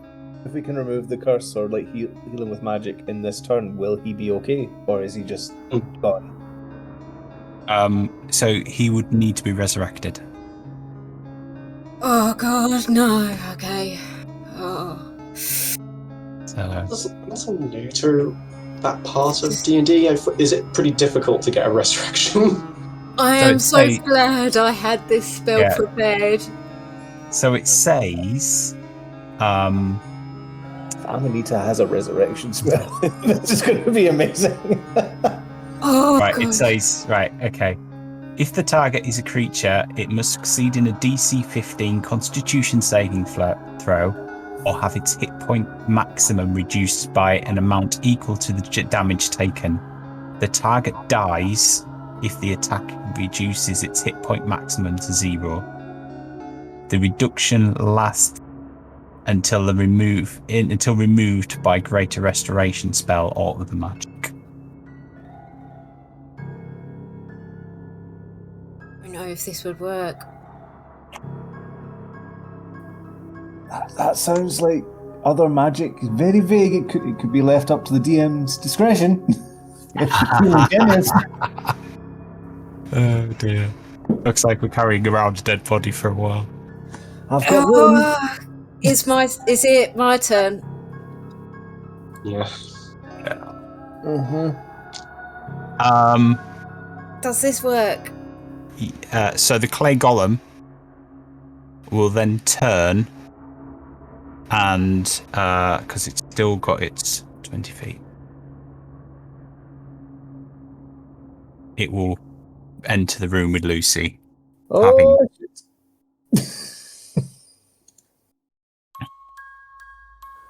So so that then takes us to So, unfortunately, Jess, that spell makes me look dead and pretty much be treated as dead, but it doesn't stop me from being dead. I'm just going to have a look at Cleo spells. Flame Blade.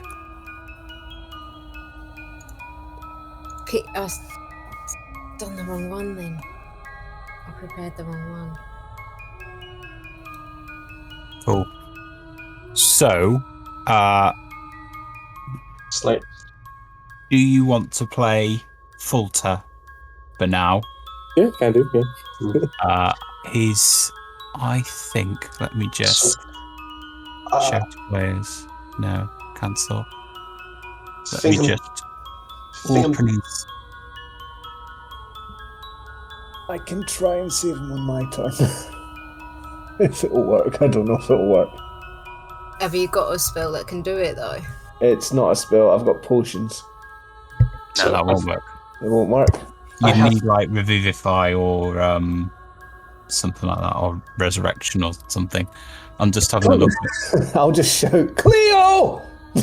Tell me you have something! It's like a cut radio transmission from Varric. He says, Lucy, I wish you would have... and it's total silence. Oh. No, that didn't quite work. Oh. Can There's you a... see Falter? Uh, His character sheet. He's I on can my see screen. He's on my screen as well. Yeah. Yeah, I just put it up there. Of course. Yeah. Should I use? How do you want to create this character? Use the character mancer, I imagine, is the choice there. In players' journals. I have created him as a character. Mm-hmm. So if you open up here, so can you see him in the menu to the right under characters? I can, yeah. His character sheet's in there. So it's just in roll 20, so you should be able to. He's just a bog standard fighter. Yeah, it's just because it's given me like the option of how do you want to create this character? Use the character mancer, create an NPC, or edit the sheet directly. So, I think the third one just lets you use the sheet without changing it. oh yeah, no, it doesn't. Okay, that's fine. Awesome. So, Amanita. Oh, I prepared the wrong spell. I can't do much. Sorry, guys. Surely Cleo has something level. Well, that's kind of what I'm looking for. Have one. It would be reaching quite a bit, given the literal spell effect, but with a long rest, I can prepare a lesser restoration. Maybe. No, With, lesser restoration wouldn't work. It would remove the curse from Lucy. Oh no, that would be great. A resurrect. You'd need. My soul's gone from my body at this point. That's the problem. Once I died, I'm just. Doesn't take a card. Don't know if lesser restoration and like a potion together, would that work? Like, or lesser restoration may be a superior potion of healing?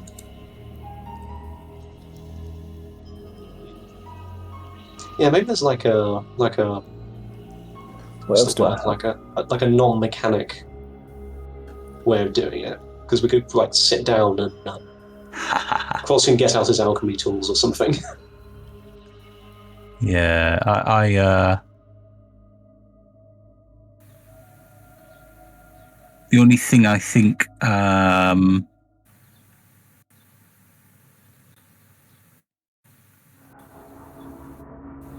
it's not.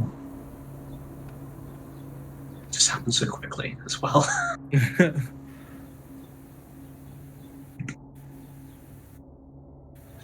Yeah, so I think the only thing I can see Cleo have that might help is divination.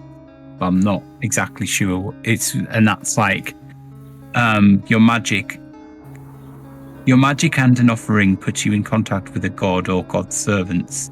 You ask a single question concerning a specific goal, event, or activity to occur within 7 days. The GM offers a truthful reply. Oh, no. That's just to ask a question. Like resurrection, potions or such would exist in the world, right? Yeah. So, what Course can do, well, after we've presumably survived, is I can invoke Researcher. So, he probably wouldn't know where the materials relating to the floor is, but he would know where to look them up. I guess it's up to Cameron as well. I mean, his option is we try and resurrect Varric, find a way of resurrecting him, or it gives him the opportunity to pick another character if he wants.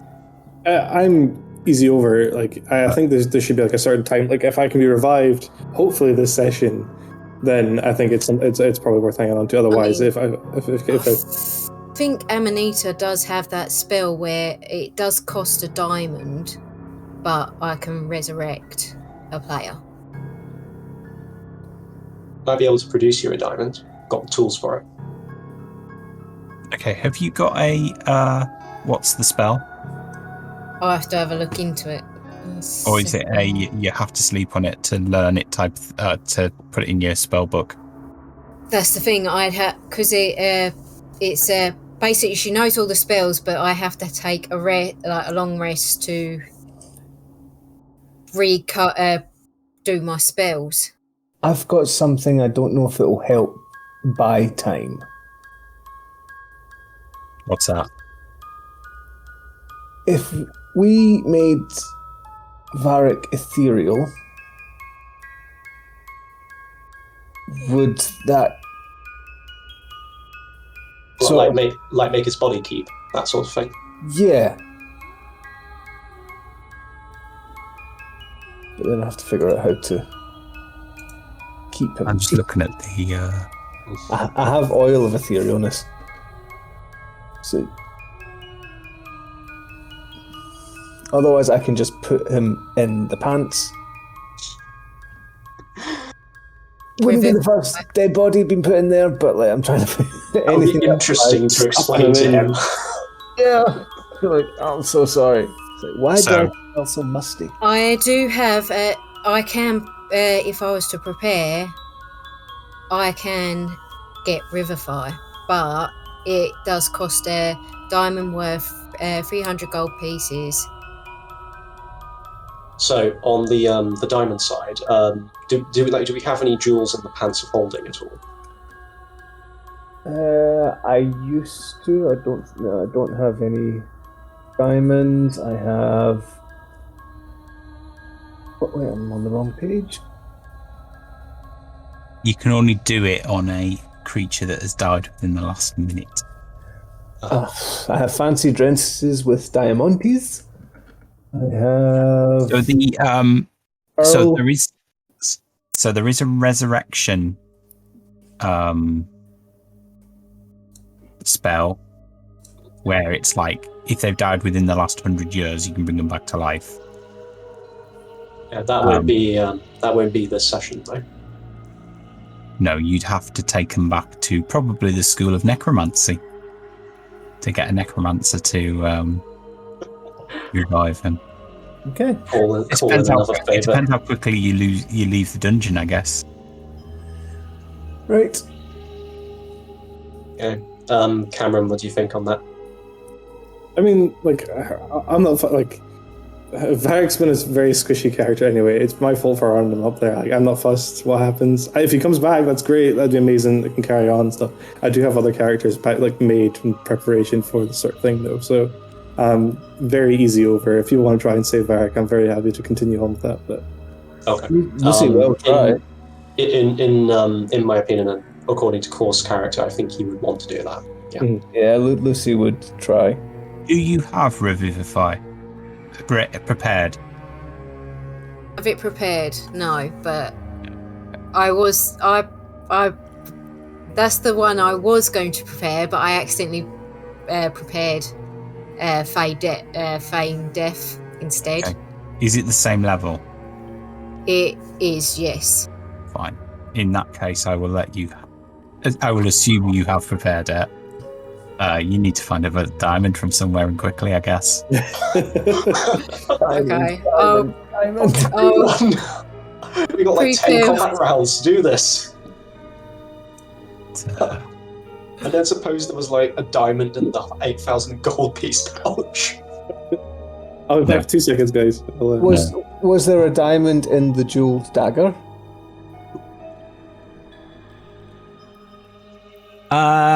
Possibly. Would there be a diamond worth 300 gold in the jeweled dagger? Yes, you would likely have to destroy the dagger. So to get the diamond out. Right. Okay. So yeah, Course can get the jewel out using his jewelry tools, I think. Okay. So you might as well try and keep away from the beast then and being attacked and sort that out. Okay. I have an idea then for what I can do on my turn. I can get to Luci. Yeah, I don't know if he would have seen Varric go down. No, all he heard was Varric talking to him and then going silent halfway through a sentence. You probably Would Amanita have seen him go down? She's in this So room. I would assume you are heading in that direction. So on your Yeah. turn, I will assume you move 5, 10, 15. and you see 20. Varric on the floor. Yeah, 25. And with that, you'll hear Amanita scream. And just like this, like.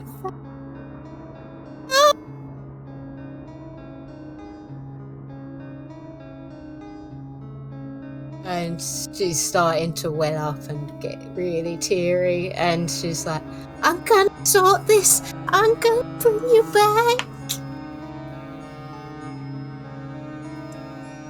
And she'll start shouting down in the stones, I need a diamond. Anyone got a diamond?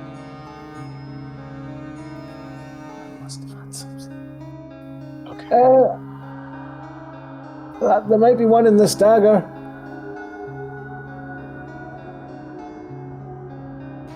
Alright. And with that, I'm guessing Varric's obviously on the floor. So she'd moved 20. I'll move her back there. So that was, she was What about Rich Boy? Does Rich Boy have any diamonds 5, on him? 10, 15, 20.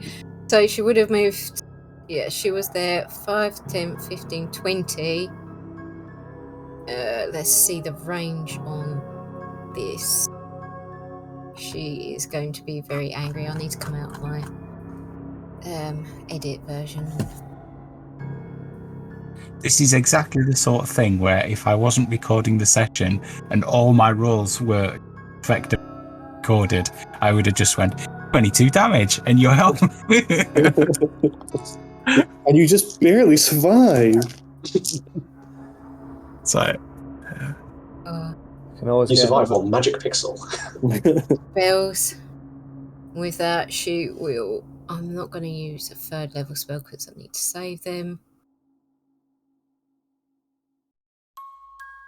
Of course, can you remove the diamond without breaking the dagger?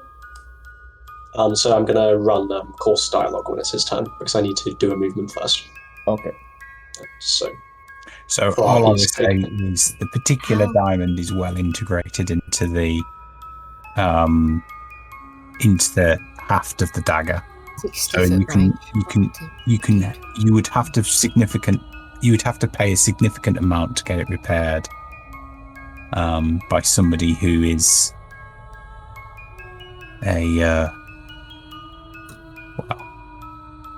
how shall I put it? It literally have blacksmithing tools and as well as jewelry making, because you'd need to. It's not just about setting the diamond; it's about stabilizing the haft and what have you. Well, we know a blacksmith, and we know a jewel setter. You'd need somebody who's got both. Okay. Well, maybe another day. But Are these, seen as the golem has gone through the doors, are the doors still open? No, they're shut. Shut, so I can't. It kind of Right. burst out the door and it swung back shut. So I can't actually hear it from here. So you can hear it. You can hear it's gone beyond. It started moving away from the door as you came through.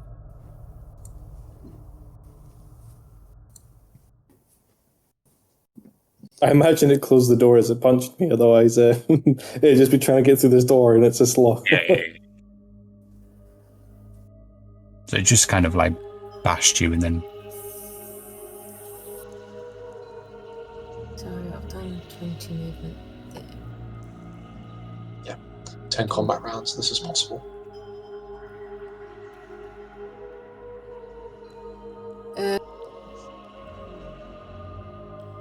Yeah, for now I'll just take the dash action as well, so I'll move another few.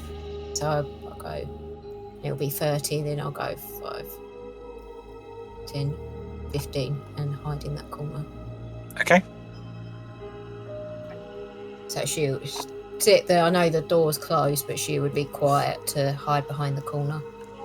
Cool. That's fine.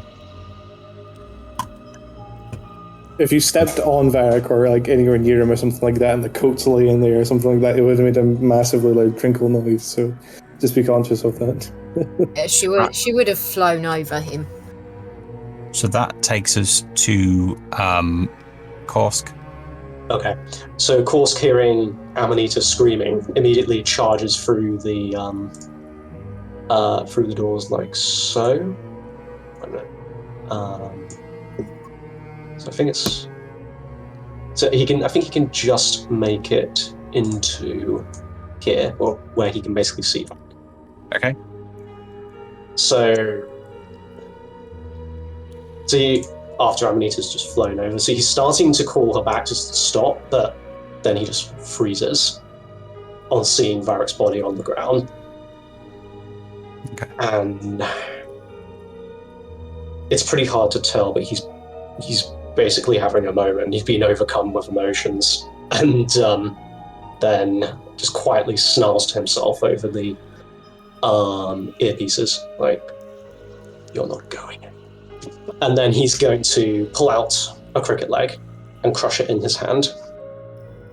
And that is an expeditious retreat. And then he'll take the dash action in that direction. Okay. So he's in that room, and on all of his subsequent turns, he can dash as a bonus action.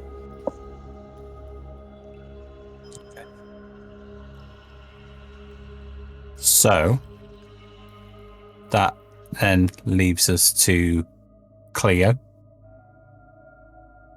Cleo bursts through this door, moves another 2 along the wall. In fact, no. I tell a lie. He will burst through the door and he will cast Thunder Wave.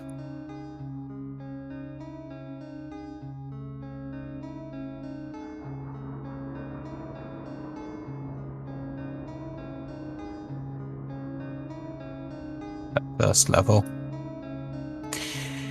And let's see where he is. So it's 8 damage, and the golem needs to do a con save, of which it's got advantage,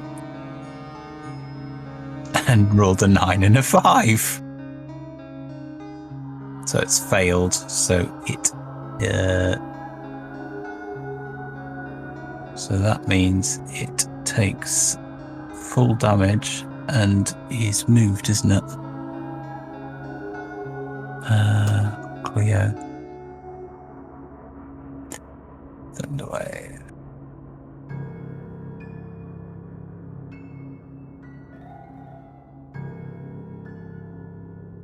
So push 10 feet. So as Cleo appears, the golem's backed into the corner. He's got a little bit of movement left, so he will just move there. Then takes us to Luci. I'll use the stones to say, after hearing Amanita shouting who has a diamond, "There's a diamond in this dagger, can somebody get it out?" Alright, some of the dialogue I really should have said.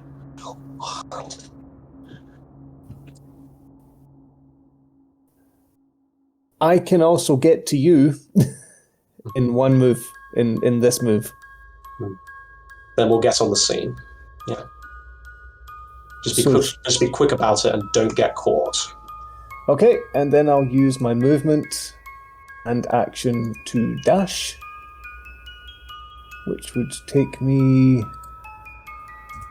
to there and give me 5 movement spare. Okay. From here, I'll give Korsk the dagger.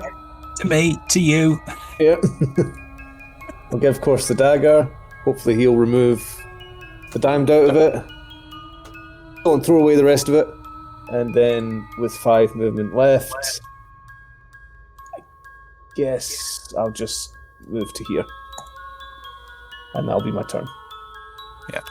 And I didn't take the damage away from the golem on Cleo's turn. Right. So, where are we at? Fulta. Oh boy.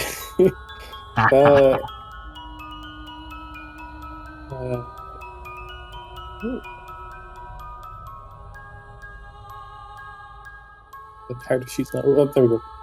Right. I think Fulter would probably move closer to Golem.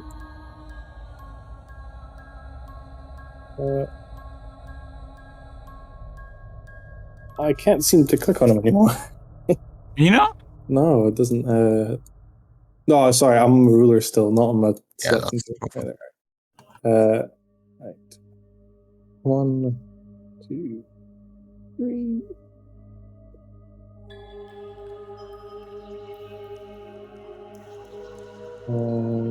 Does he have anything with range? He does. I think he's got a light cross. I can't remember if he's got a short He's bow or a got a light- longbow and a light crossbow, which is good. Okay.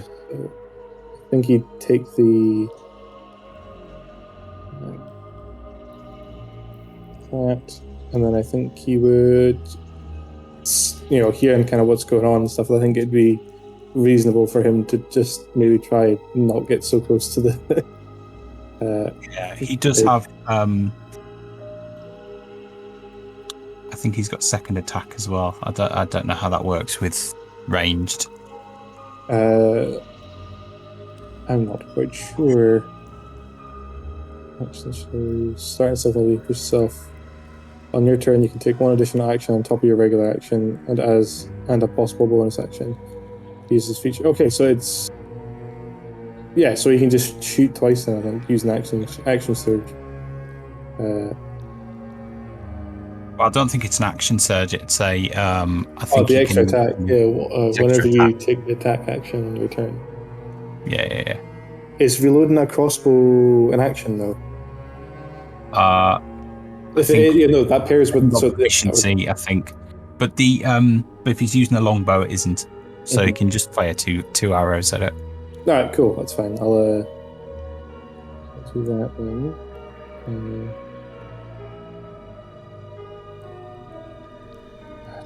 Sorry, everyone. This is taking a lot longer to All right. all right. figure out. Yeah, no worries. New characters always are. So for a Especially character, if you designed them. Okay. Cool. So that's the first one, Okay. So that is a hit and 10 piercing. and then Oh. the second. Oh. Oh, Okay. Cool. And then the second one is a hit and 4 piercing. Mm. So,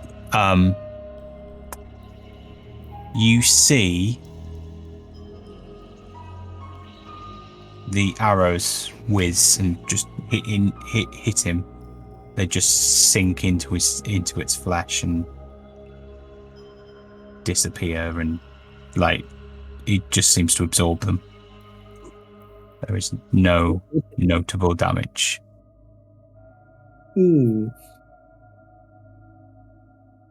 I think Fuller would begin to panic at this point and start to really worry about what he's going to do.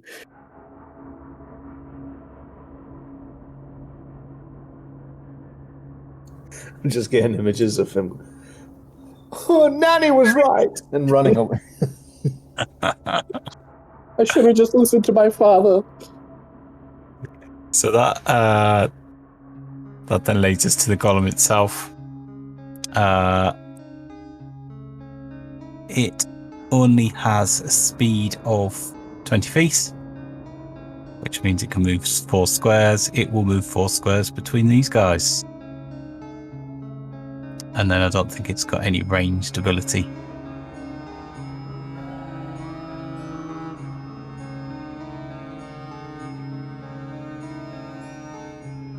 Nope.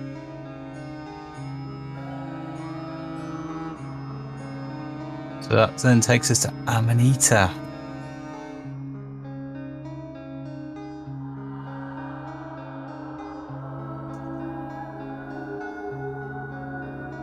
through the stones, she's going to shout that We can kill him if we lead him to the lava.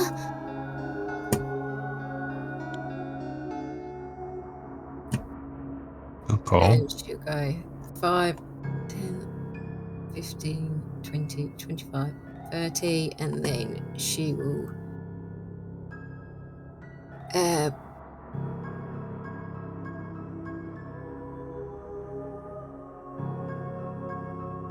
bonus action Misty Step. If I can get it up. 1 second.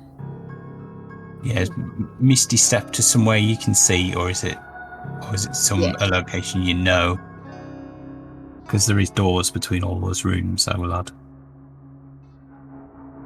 I'm trying to find where Misty Step is. There it is. Let's have a look. Play. If not, I'll just use a... That you can see. Okay, instead I'll just use a action to dash. 5, 10, 15, 20, 25. Okay. And...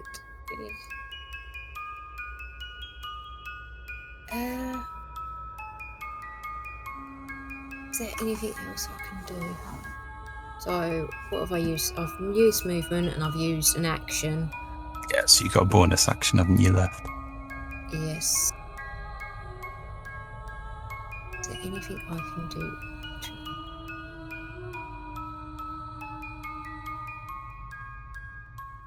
One second, just checking out.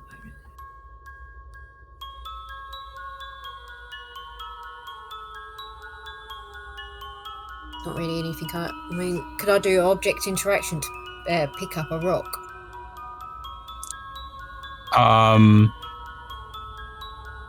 Or no, it wouldn't work like that. I guess next turn she'll just do something to try and grab its attention.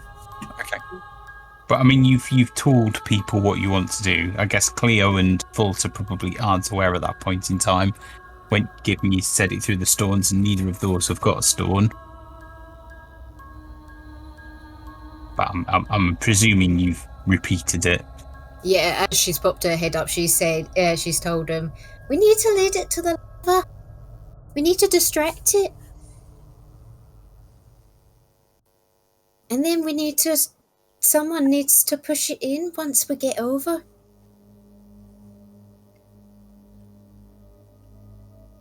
And Cool. that'll be the end of her turn. Cool.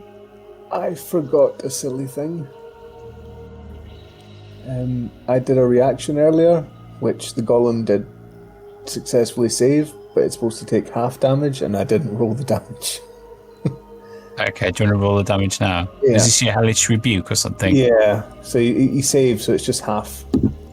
Okay, So 7. 7. Is 7 the half, is it? Yeah, 15 Cool. full, but it saved, so 7. Cool. Sorry, I just forgot that. So that is... so now we're on Korsk. Okay. So first thing Kor's going to do is he's going to try and get this jewel out. So I'll just roll tools. Okay. So pops it out, quickly pockets it, and So as you pop it out, the haft of the blade falls away. So you now have the dagger in 2 bits. okay. Actually, 1 minute. Sorry, I'm just checking something.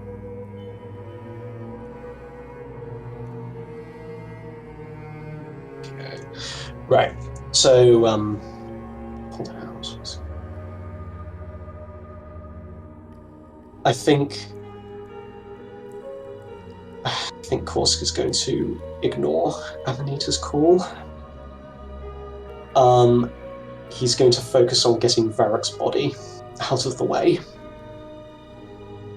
So he will basically move next here. How does it work when you move bodies? Is it like half movement or something? Yeah, it's half speed, I think. I think I if you're would say dragging you're it. encumbered. Well, it depends what your carry weight is and what Varric's. I mean, I would imagine that Varric's body weight will be quite high, so I'd assume you're encumbered. Okay. So is that like just half of your usual range, or? Yeah, half your Okay. Right. So he then grabs Varric's body and using his expeditious retreat. Oh fuck! I move. He'll basically pull Varric to here, so he's way out of reach of the golem. Okay. Okay. And that's his turn for now. Cool. So that then takes us to Cleo. What's Cleo gonna do?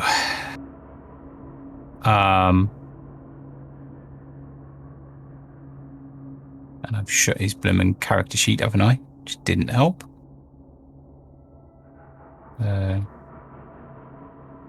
So he's already done.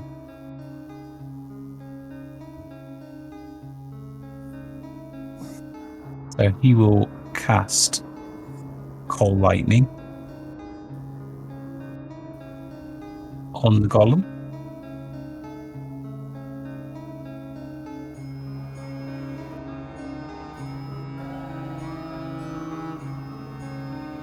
And he's probably going to do it at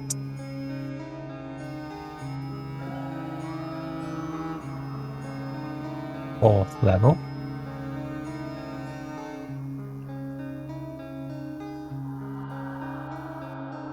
So that means the golem needs to do a dex save with advantage.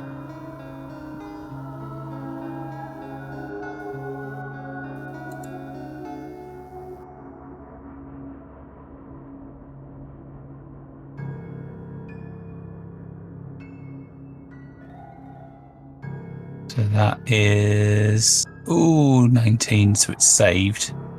I think it's half damage, isn't it? Is that right? It saves.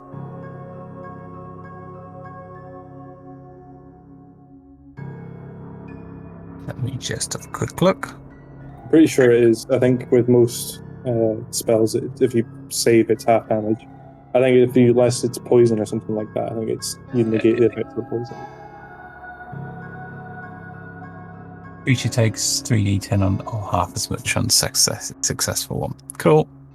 So that is round down, don't we?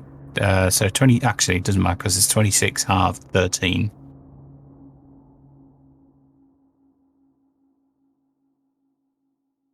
And then he will duck 1, 2, 3, 4, 5, 6. He will duck there, following Amanita's instructions, which then takes us to Luci. If I moved here, here, could I still see the golem? No, because the door's shut. So I'd have to open this door. Yes. Right, okay. Can I open it without being in melee range with the golem? Actually not. Okay.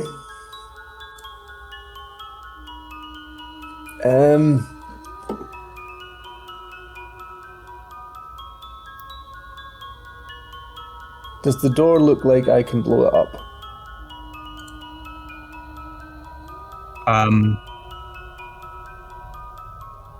Do an intelligence check.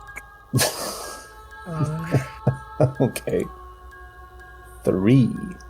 It's a wooden door.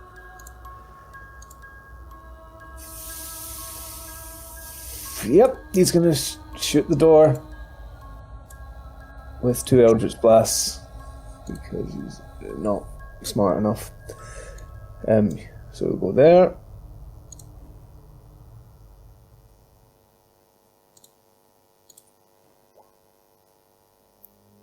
Okay.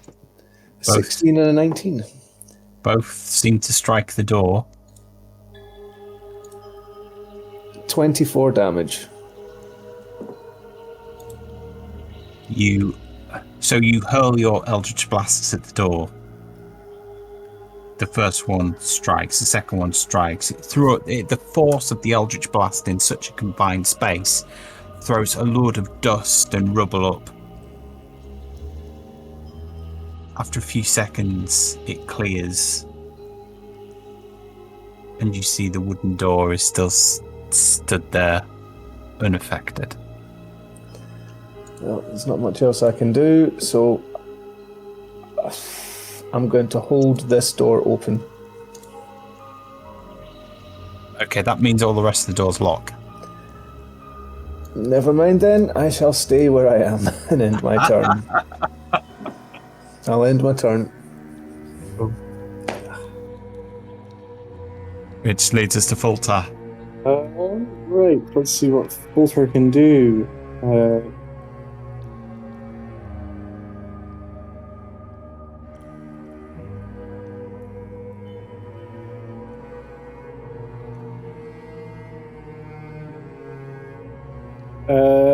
Right. I think Fulter would move into melee range. Melee move there.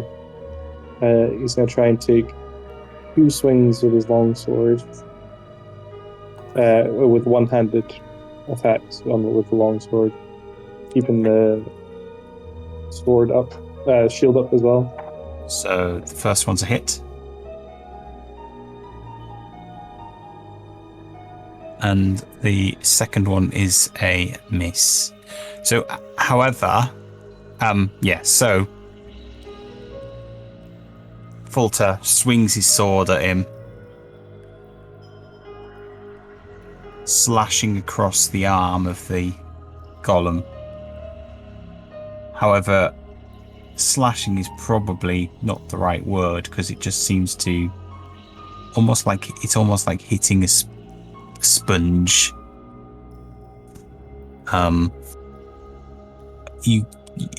The sensation is so odd that when he goes to slash with his second slash, he misses because he's just a little bit less certain about what's going on around him.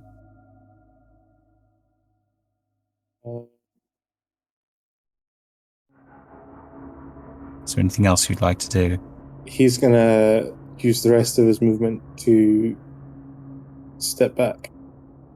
Okay. And step away from thingy. 1, 2, 3. Okay.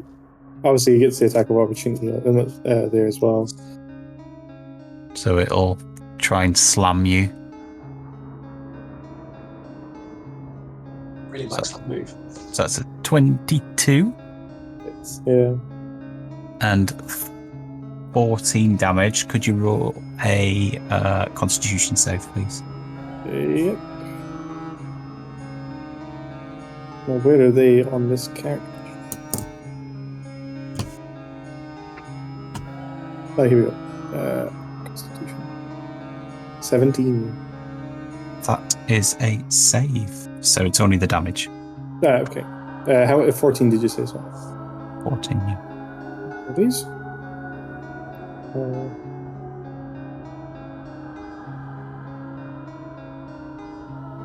Cool. So, jump over Varric for now.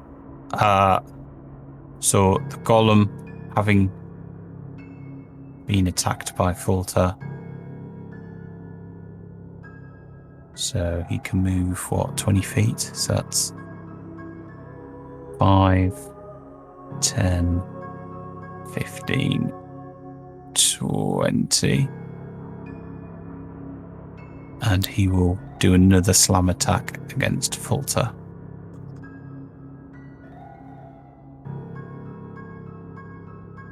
Twelve 12 misses. Okay.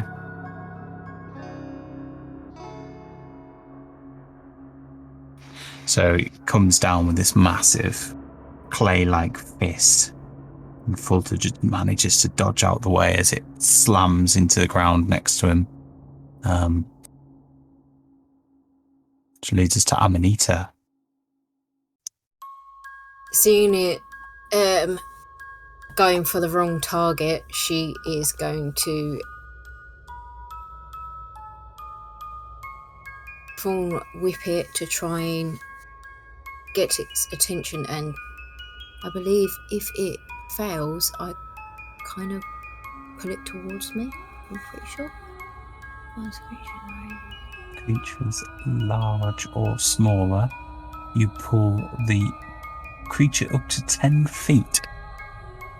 So I think it is large, so that's fine. So you can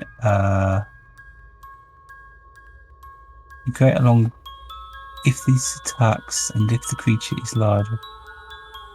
Spells damage. Okay, fine.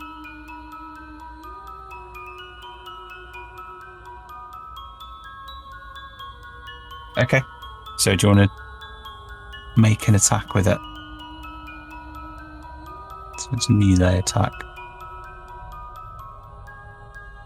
Or just, yeah, I think it'll do it if you just cast this. Oh no, you cast, sorry. So it's a missed. So the 9 missed. Sorry, I was too busy looking at the detail rather than the actual rolls. Cool. Okay, instead,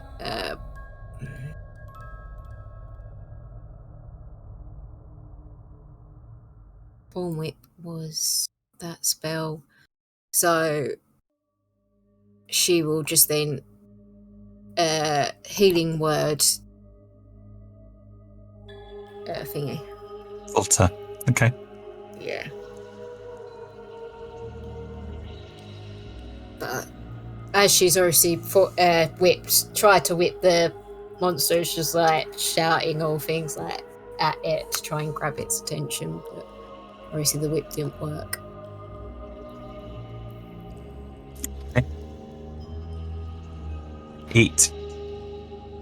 The whip kind of distracted it a little bit, but it's still largely focused on Fulter.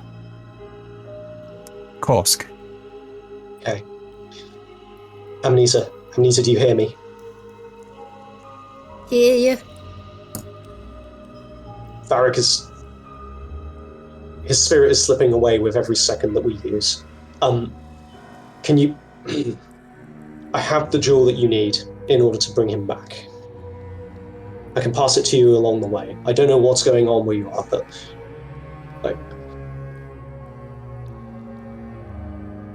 we can do this. We can take that from there. Just get him back now before it's too late.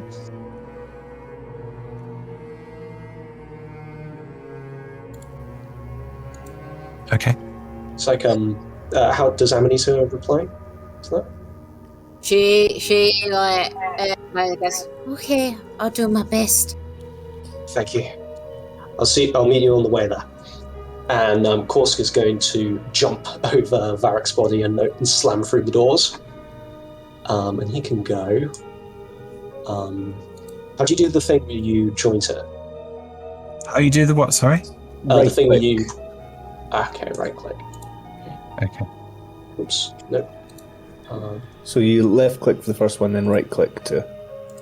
All right. Okay. Left click for the first one, then. Okay, excellent.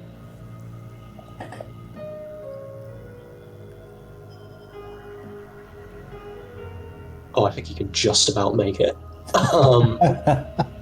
One square short. Is that enough to kind of like drop the diamond somewhere Amanita can get it, or pass it to her?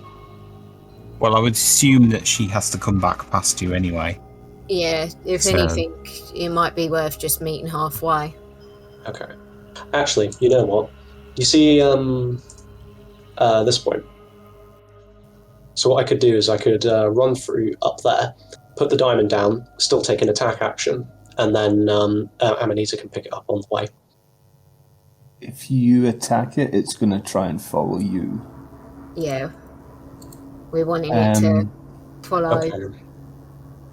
Into the lava room, yeah. I'm going to try and distract it on my next turn. Okay. Right. Which should be before its turn. So you should be able to attack it, and then I can attack it. Okay, so we'll pile on. I mean, if you want, you can drop the diamond somewhere and then head off to another room, and Amanita will pick it up and obviously head towards Varric. So you can go back, swap places with Amanita in that terms. Okay, that sounds good. So, of course, we'll put the diamond down by Varric's body, and just trying to think of something to use his action on. Actually, you can hold actions, can't you? So can you move and hold at the same time? So you can move and then you can hold your action. Okay. We have played it in the past where you can just hold both, but... Okay. So he'll move up to... Sorry, getting caught on the walls. He'll move next to Cleo, and the diamond is here, and his action is held. Cool. So that takes us to Cleo.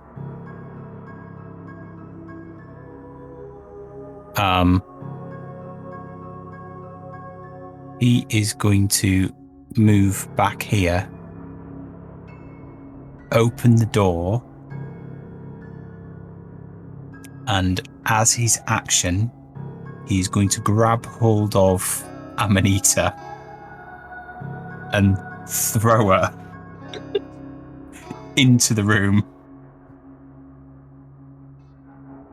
and then close the door.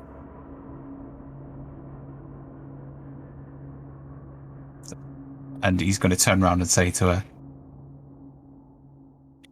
You can save Varric. You need to keep yourself safe or we lose both of you. With that, she kind of like looks into Claire's eyes and like, okay. So you're now...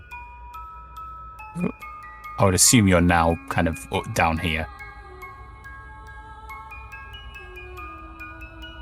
Okay.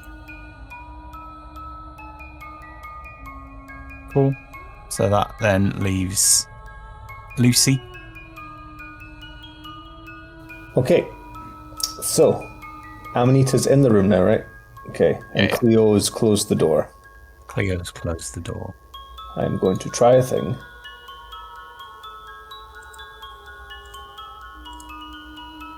Okay. I'm going to stand here, open the door, shoot 2 Eldritch Blasts at the golem from there, if I can. Yeah. I'll assume Cleo's moved away from the door, so let me just move you out of the way a second. Right, okay, cool. Right. A 22 and a 13. The 22 is a hit. The 13 isn't. So 6 force damage. Okay. And then I'll yell at Falter. I'll yell at the golem. Come get me, big man! And hopefully Falter doesn't attack it, but we don't know. And then at that point,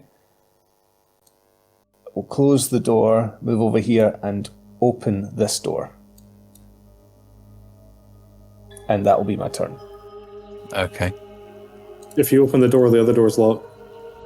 Yeah, so he can't run in and get us. Is that it? I think he'll still try and chase us. Yeah.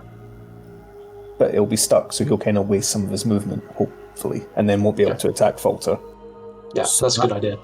So that leads us to Falter. Falter's going to use his action to disengage. He's just bolting. He's just, obviously, he's shot it twice with an arrow, attacked it twice with a sword, nothing's working.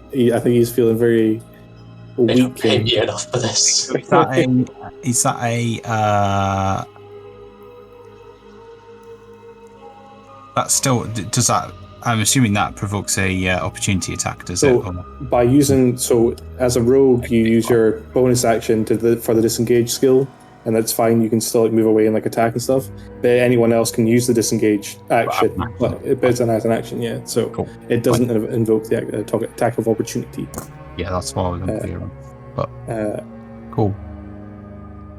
I was trying to calculate where he can go because I'm just like, he should run away. I don't want to try and drag the monster away from the group. I know what his instinct would be. Run towards the group. Run towards the door that Lucy's just shut. Yeah.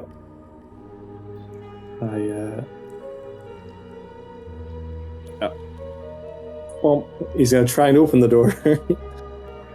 Which he finds it locked. We're going to open that door and find a Volder-shaped sphere on the other side. So I'm assuming he's hammering on the door going, open up, open up! Yeah, just Like an smacking Aliens really hard. movie. Let me in! Let me in! What's Lucy doing?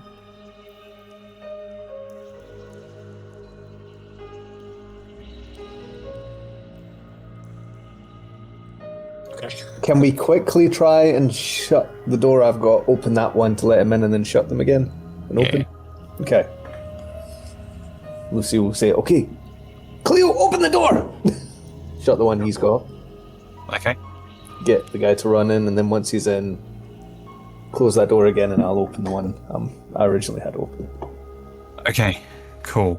So that then leads us to the golem, who runs up against the door and starts slamming into the door. I'm not going to roll because it's not going to do any damage to it. But all you can hear is like blunt force against the door. Like the odd splat as the wet clay hits the door. So at that point in time, 18 seconds has passed since Farak went down. We'll stay in initiative order so we can keep track of time. So at the end of Korsk's go, it will be 24 seconds. So, Amanita. Is it possible for Korsk to call his held action now? He's essentially going to do the same thing that. Yeah. So can Korsk then grab Amanita, open the door, and then just push it through? It's like give her some startup momentum so she can drop further. Yeah. So technically, you should be able to throw her a distance.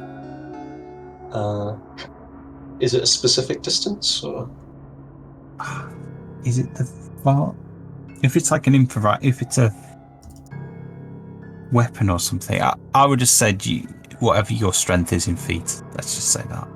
Okay, so strength in feet is 12, so she can get to the end of the next room doing that. Fine. So that would be... Well, no, she can go 3 squares. Yeah, so that would be either here or here. Yeah. I'll leave it up to Jess as to which would be the best. It'll be anywhere along that row.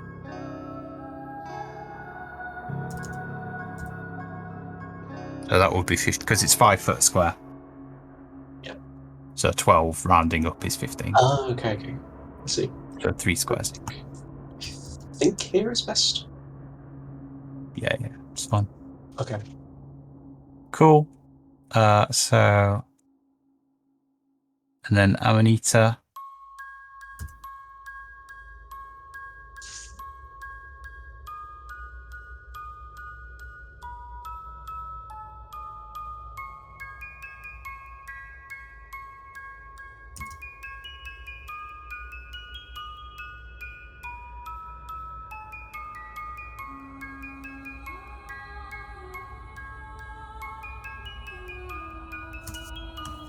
Is it my turn, yeah? Yeah. Right, so she's got to there. 5, 10, 15, 20, 25, 30. Okay. 5, 10, 15, 20, 25, 30.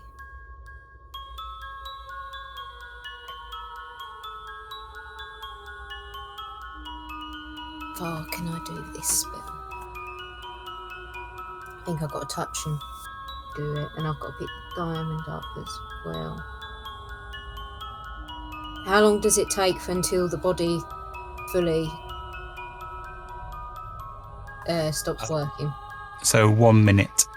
So you are on. Well, 24 seconds. at the end of Korsk's turn in a minute, you've got you're 24 seconds in. So you got like 6 turns. So you got plenty of time. That's fine. I'm just thinking at the end of Korsk's turn, if he's like gonna die, it's like shit. Right, so she will then use a bonus action.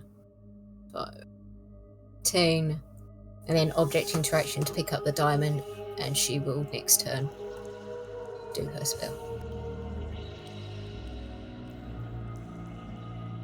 Cool. And with that, yeah, Amanita will shout through the shell what I've put in the post. Okay. So, just to double check, that's essentially just move into the next room and then holler, right? Yeah, basically, everyone go into that room, on over to the other side of the lava. If the last person shuts the door, that allows the golem into the current room you're in, that no one should be in. Yeah. Okay.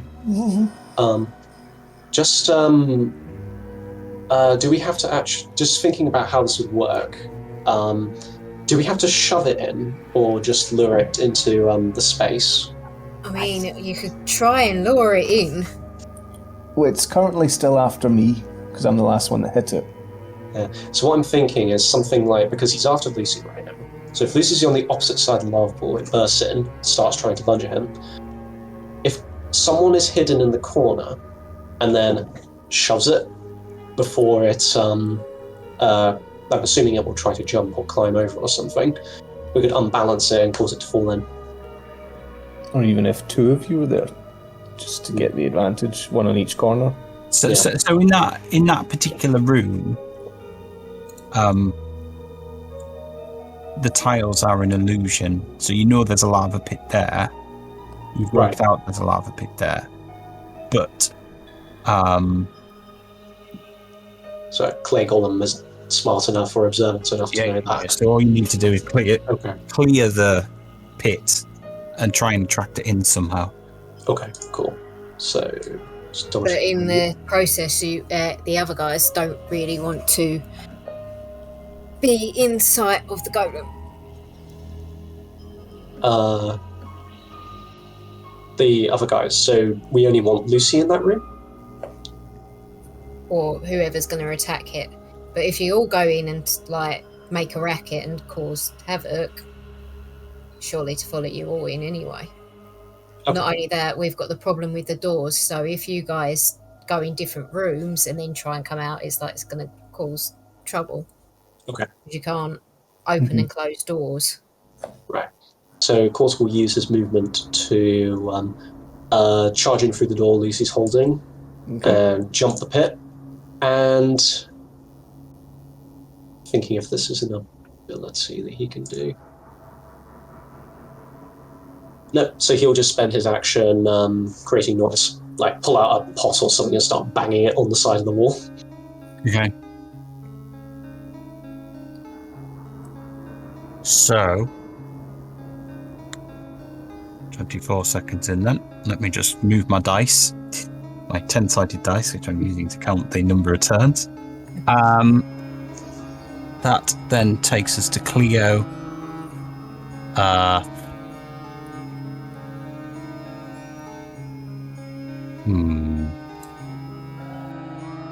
Cleo will move there to hide, and that's his turn. Which leads us to Filter.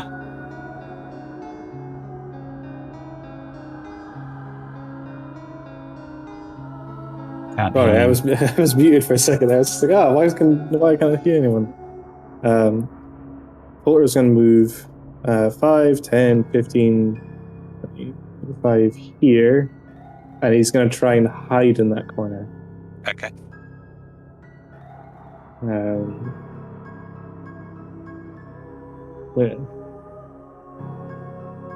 Where did Cleo go, by the way? Because I can't see him. Yeah, that was my question as well.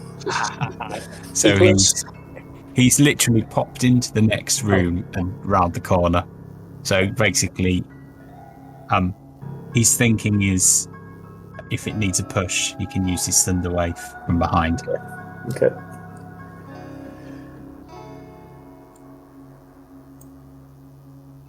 So that then takes us to Lucy. Okay, Lucy will shout through the door. Come and get me, Mudball! And just on this side of the door, shut it. Okay. And he'd like to hold his action. So 1. And then he'll jump over to the other side here. Okay. So you're still holding your action? Yeah, still holding my action. Fine. And that's my turn. So, that then leads us to the golem. He will... So, he smacks the door, it flies open, and he manages to make his way into that room. So then leads us to Amanita. Are we ready for this? Right, now I've got to find it. Level 3, Revivify. Here we go, Varric. Oh, did it twice. Okay. Shit. So you, Amanita, desperately lays her hand on Varric's forehead, clutching hold of the diamond, which she starts to channel her magic through. She looks down upon Varric's eyes, which is lifelessly staring into the abyss.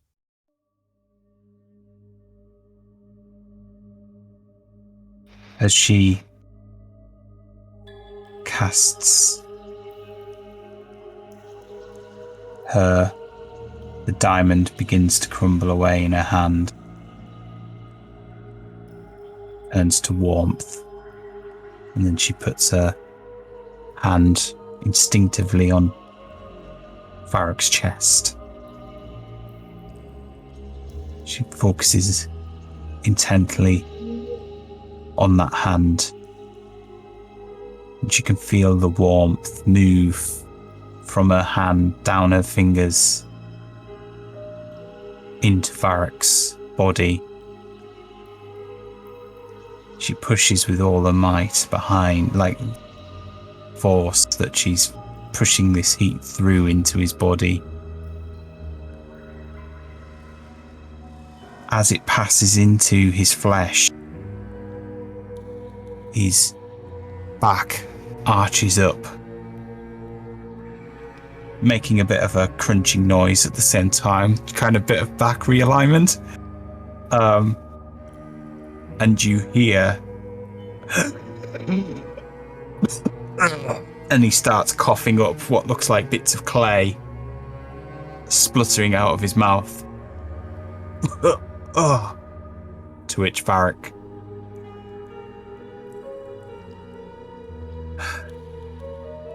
just silently gasps, clutches onto Amanita's hand. What's he say, Cameron? I don't want to do that again.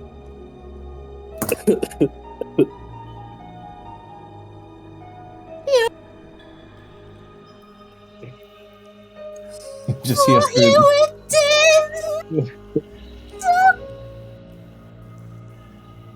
You'll just hear through the stones. Wakey, wakey, you hairy bastard! I know the stone pierce on me. It's in my pocket. I'm not listening to it. It's... So, just hearing Amanita, of course, is just like...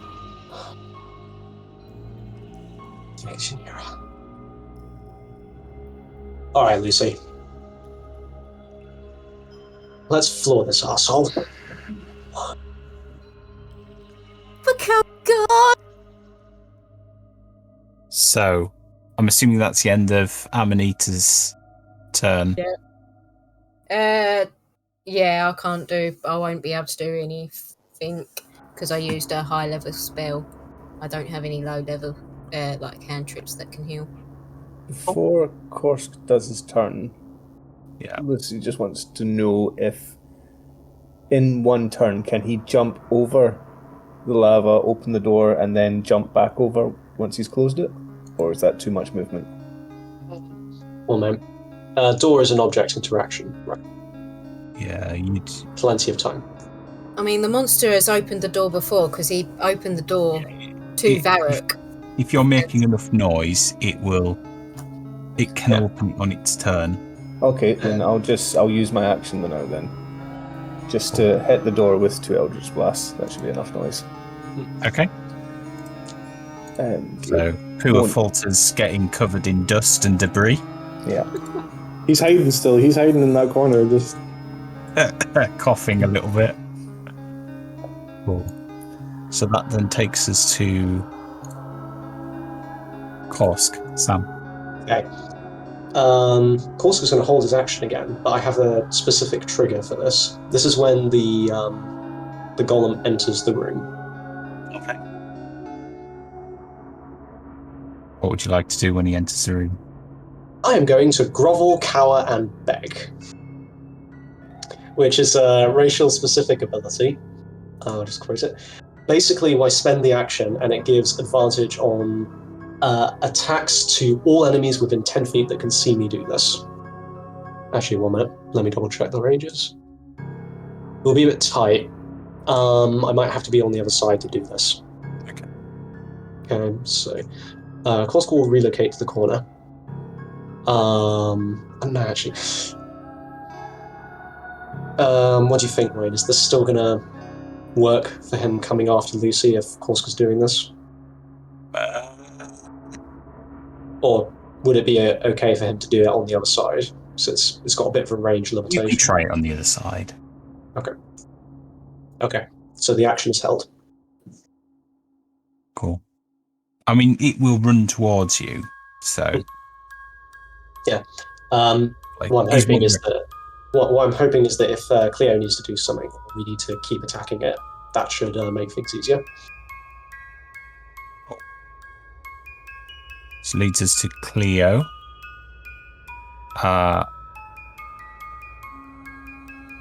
He's going to hold his turn.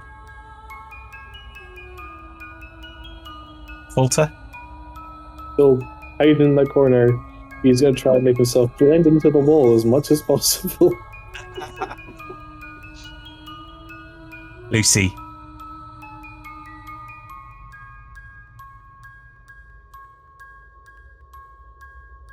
Can't hear you, darling. First thing I'm going to do is unmute. And then I will hold my turn until the creature comes in the room. Okay. And what's your plan when it comes? Once once Korsk has done his groveling, I'm going to shoot it twice with the Eldritch Blast, and then jump on top of the statue, climb up it, sort of hide behind it. Okay. To get it to try and come get me. Cool. So, Varric, what would you like to do? I think Varric's just going to stay lying down for the minute. He's not going to bother moving. Sore, a few broken bones here and there. Drink a little bit of whiskey. It's all gone. He's finished it. It's fine. Like, yeah, realigning things and stuff. So, Gollum then. So, hearing all the banging on the door, it flings the door open and moves into the room. So that's one. So that's 1, 2. So it's now on the edge of the lava pit. It hasn't seen it yet.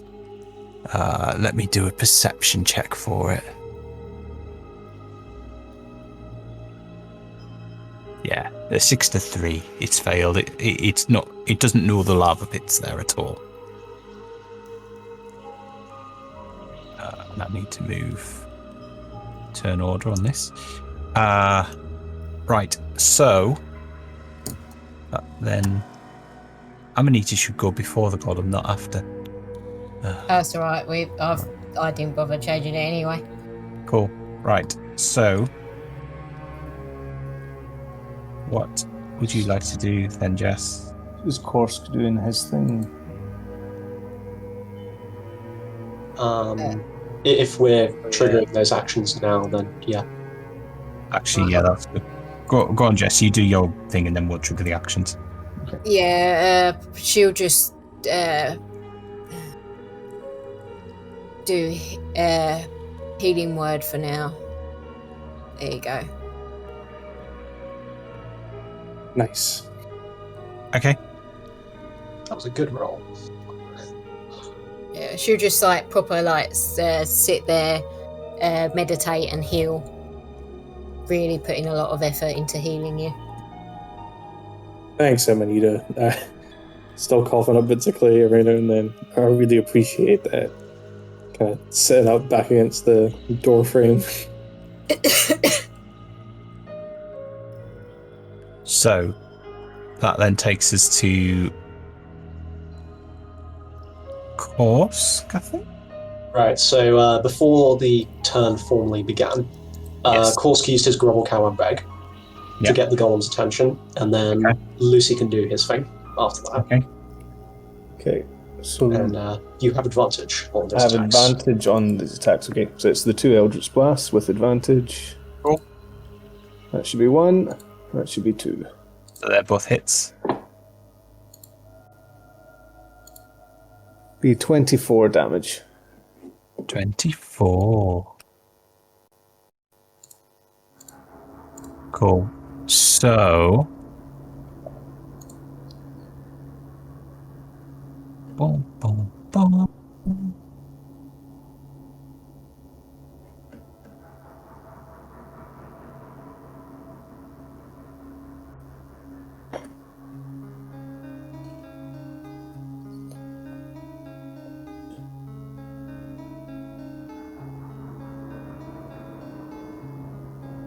Oh. So,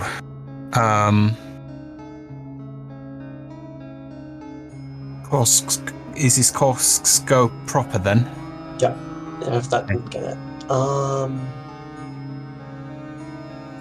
Must admit, options are a bit limited. So, after Lucy has done his thing and the game's clearly up, Korsk will reach into his satchel and throw a vial of acid at the golem. Okay. Which is acid splash. Dex save negates. Okay. Dex save negates damage. So it's not going to bother with the dex save. The acid just seems to be absorbed by it. And it seems revigorated, if anything. Okay. So, noting that, Korsk is going to pull back into the corner with Lucy. Okay. Takes us to Cleo. He didn't take his move last time because he had to move. So he's going to go 1, 2, 3, 5, 6. He's going to open the door. Is that right? 1, 2, 3, 4, 5, 6. Oh, actually, he's a bloomin' elf, isn't he? So does he get an extra? Is he 30? Is his speed 35? It is 35. So we can like actually move right up to it and not get faulted with the thunder wave. and then he is going to cast Thunderwave at 6th level. Cleo's not messing about. He is not. Yeah. Just gonna Which it needs to do a con save, doesn't it?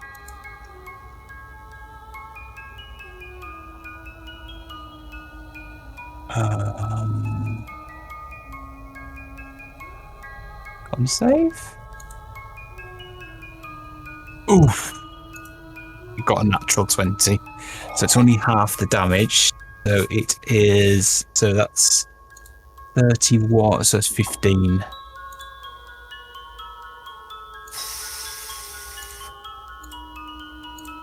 And that's the end of Cleo's turn.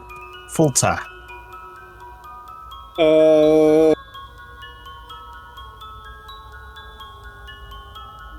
Sorry, you've ended up playing 2 characters now, haven't you? That's fine. I was just like, is Fulter brave enough or stupid enough to try and push this thing into the lava himself? Try it. Right. Yeah, so isn't it a strength? Are you just trying to push it? Yeah, just like with the shield, like kind of bash it into the, or knock it off balance enough to tip it into. So is that a strength contest? I think so. Is it a strength saving throw or is it a strength roll flat? I would assume it's just a strength versus strength contest. Okay. Unless you're trying to give us a minute.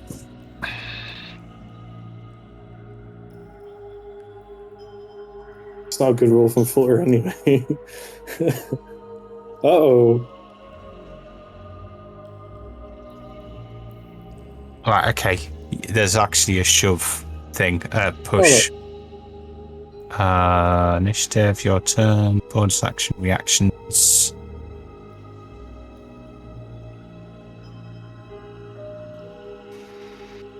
Shoving a creature. Using special to shove a creature, either to knock it prone or push it away from you. If you are able to make multiple attacks with the attack action, this attack replaces one of them. The target must be no more than one size larger, so that's, must be within your reach, that's fine. Making an attack roll, you make a strength check, contested by the target's athletics. Alright, so it's an athletics roll, not a strength, not a normal strength. I think he might have proficiency, so you might need to re-roll. Right, okay. So it was an athletics check. Sorry. If you win the contest, you either knock the target prone or push it 5 feet away from you. So you can have 2 goes, given you've got 2 attacks. Okay. Yeah, Fulter will do that then. So you need to do athletics versus its strength. So that was 12 and 12? Yeah, 2 12s. So that's 12 the time before as well. Yeah, so the first one's a 22, so... And the second one is a 15. Oh. So Fulter just slams himself into this golem twice. It does not move anywhere. It just bounces right off into the corner. Nice try. It's the effort that counts. Yeah. Cool. So that then leads us to Luci. Lucy will go here. Do we still have the advantage? Where's that gone? From Growl Cower? Yeah. No. No, that's gone. Okay. Yeah. 2 Eldritch Blasts. Okay. Oh, a crit on the first one. They're both hits. Okay, the crit is 15. So 20 damage, and then I'll yell at it, "Come get me, big guy!" and just run back here. Cool. Varric. I need to go away from Flutter and now across the Varric. You can easily say he doesn't do anything. Yeah, I think Varric's just going to spend this time not passing out. Cool. So that leads us to the golem.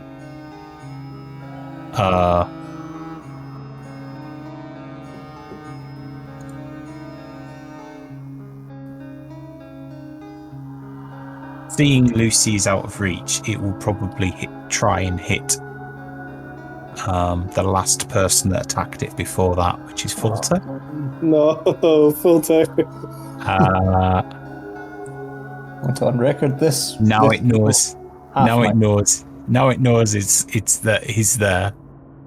And it's also I need to roll a d6. So it rolled a 2. Whenever the golem runs.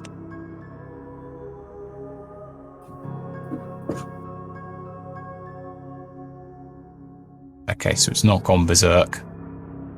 So 24. And could Fulter roll a con save, please? He can do. Fulter Brimsman. And Constitution save. What was that? Wow. He saved again. So it's just 20 damage.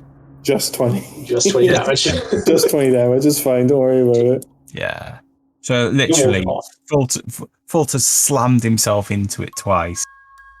It's turned, whacked him out the way, and he's flung across the room. And then the golem will just move forward towards Lucy, not seeing the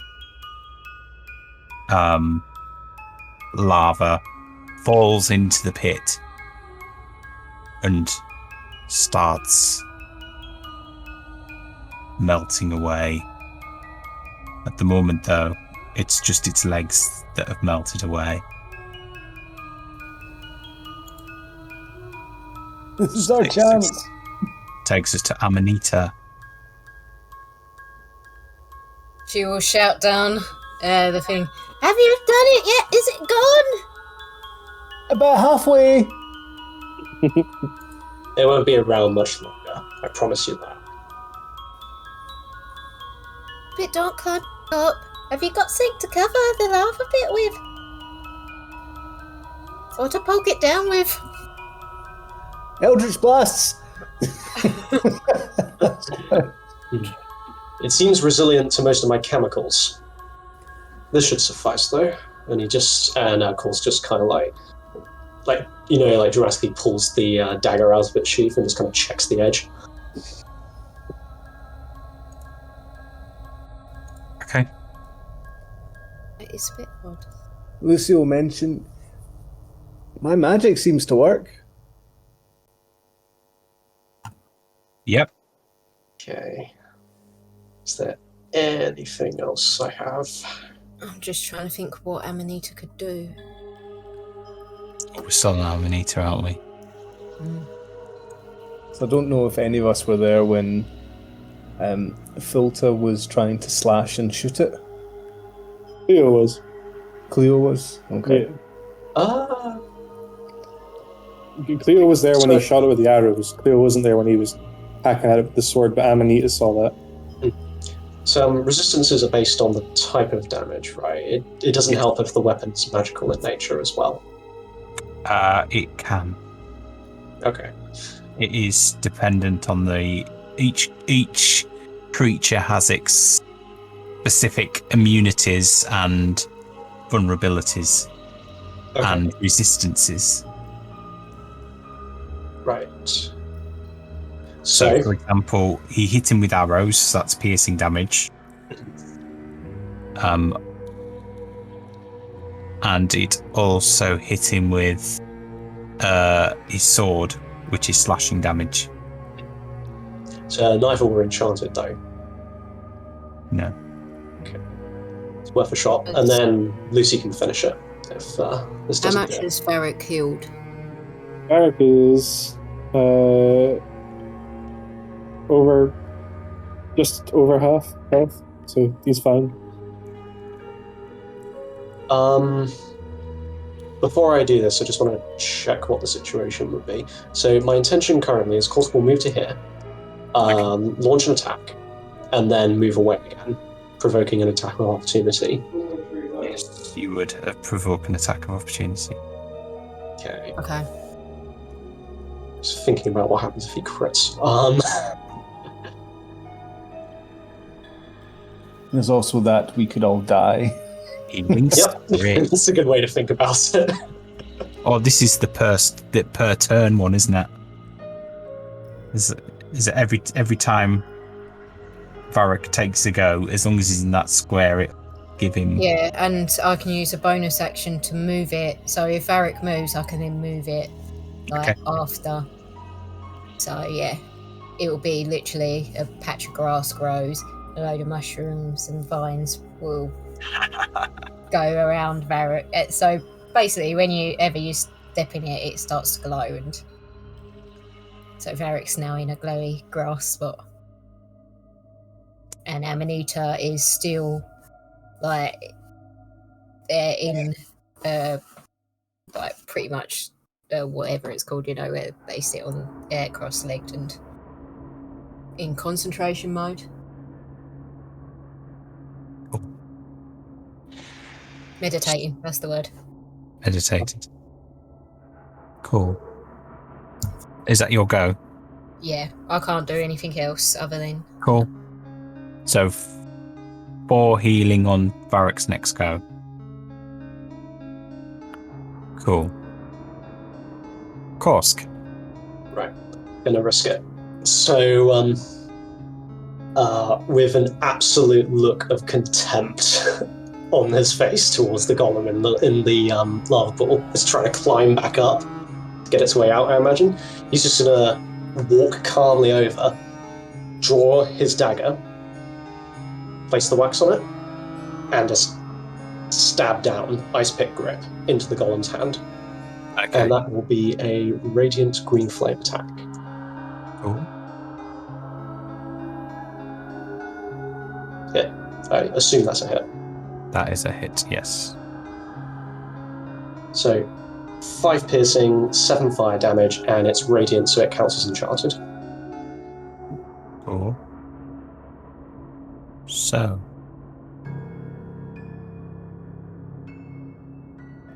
You stab it through the hand. You hear as it gets even more angry. Another hand comes up and swipes for you. Oh, I didn't realise. I've been playing this without multi-attack. 22. 22 is a hit. Could you make a Constitution save, please? Not this time. Okay. So you've taken 12 damage, That's fine. and your max hit points is also reduced by 12. Okay, I'm going to keep track of this in brackets. Okay. So it will basically look like something weird's happening on my thing, but the number in brackets is normal. This is new max health. Okay, fine. Okay. Does it get thrown back at all? You... No. No. No. Right. Then leads us to Cleo, who I have not even thought about whether or not the golem would last this long. So probably just do a call lightning again. I do need to just make some. Oh yeah, did the piercing damage still work, or did that just not do anything? It's an enchanted weapon, so I assumed it was magical damage as well. Okay. which has given you your answer to your earlier question. So he's going to cast Call Lightning again, which is 19 damage with a DC 17 save. However, I'm not even going to bother doing the save roll because it only has 5 hit points, and even if it's halved, it's dead. Is anybody else scared about the other doors with clay on them? Yes. I would heartily recommend a long rest before we do any more. Especially since Wayne has just said that these things have multi-attack, and they haven't been using them for this fight. Yeah. To be fair, if I'd done that, I probably would have went, maybe I'll just do one attack a time.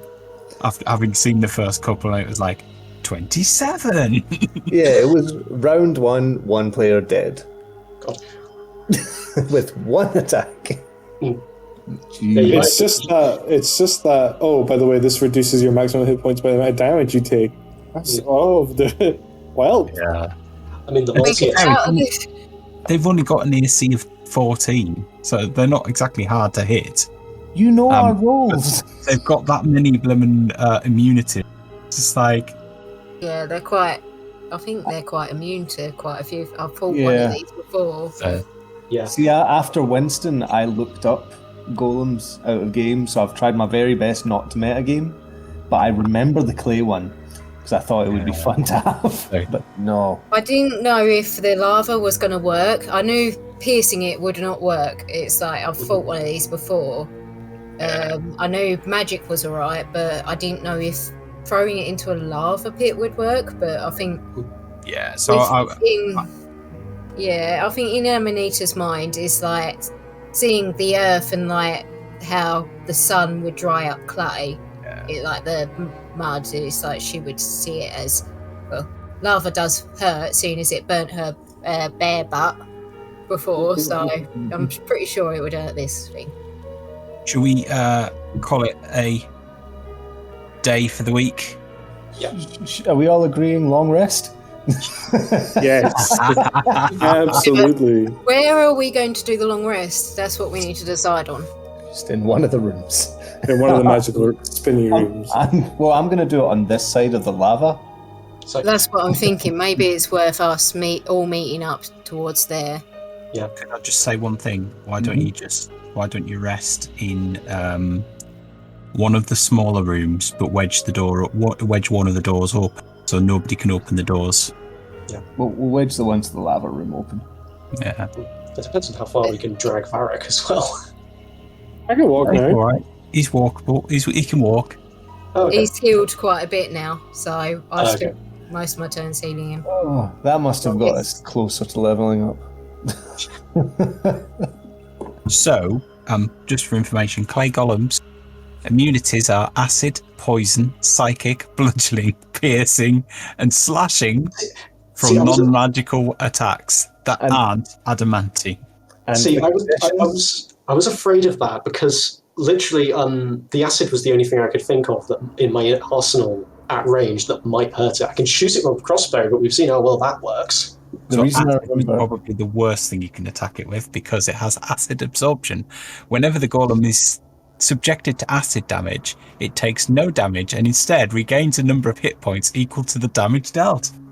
Not forgetting that in the future. I seem to also remember that it's immune to being charmed. Yes. I think most magic features are, to be honest. Yeah, it can't be charmed, can't be frightened, can't be paralyzed, can't be petrified, and can't be poisoned. Finding a clay golem would be pretty interesting. Yeah. I'm guessing you guys have messaged us over to come join you. Yeah, I'd say so. Yeah. So we'll all chill out in this room and we'll hold this door open. Cool. Oh yeah, long rest doesn't recover the storage. No. Oh well. I think Lucy, while you guys long rest, Lucy will just have a short rest. Okay. And then keep watch. Right. So my recap next week isn't going to be again. Yeah. So I don't want to throw a damper on anyone's party or anything like that, but Varys not had that condition cleared off him unless death is cleared off of him. So any healing that would have been done would have just left him at the 1 health point. Yep. Would have just left him at the 1 hit. Yeah, good point. Good point. So would have my healing not worked? No, I don't think it would have, No. because I still have that. My maximum hit points are reduced by said number. I can take care of the condition next session. Actually. What is guy? Don't say after all that he's still dead. Still dead. No. I'm allowing it. We travel and roll, our intentions are good. Maybe we find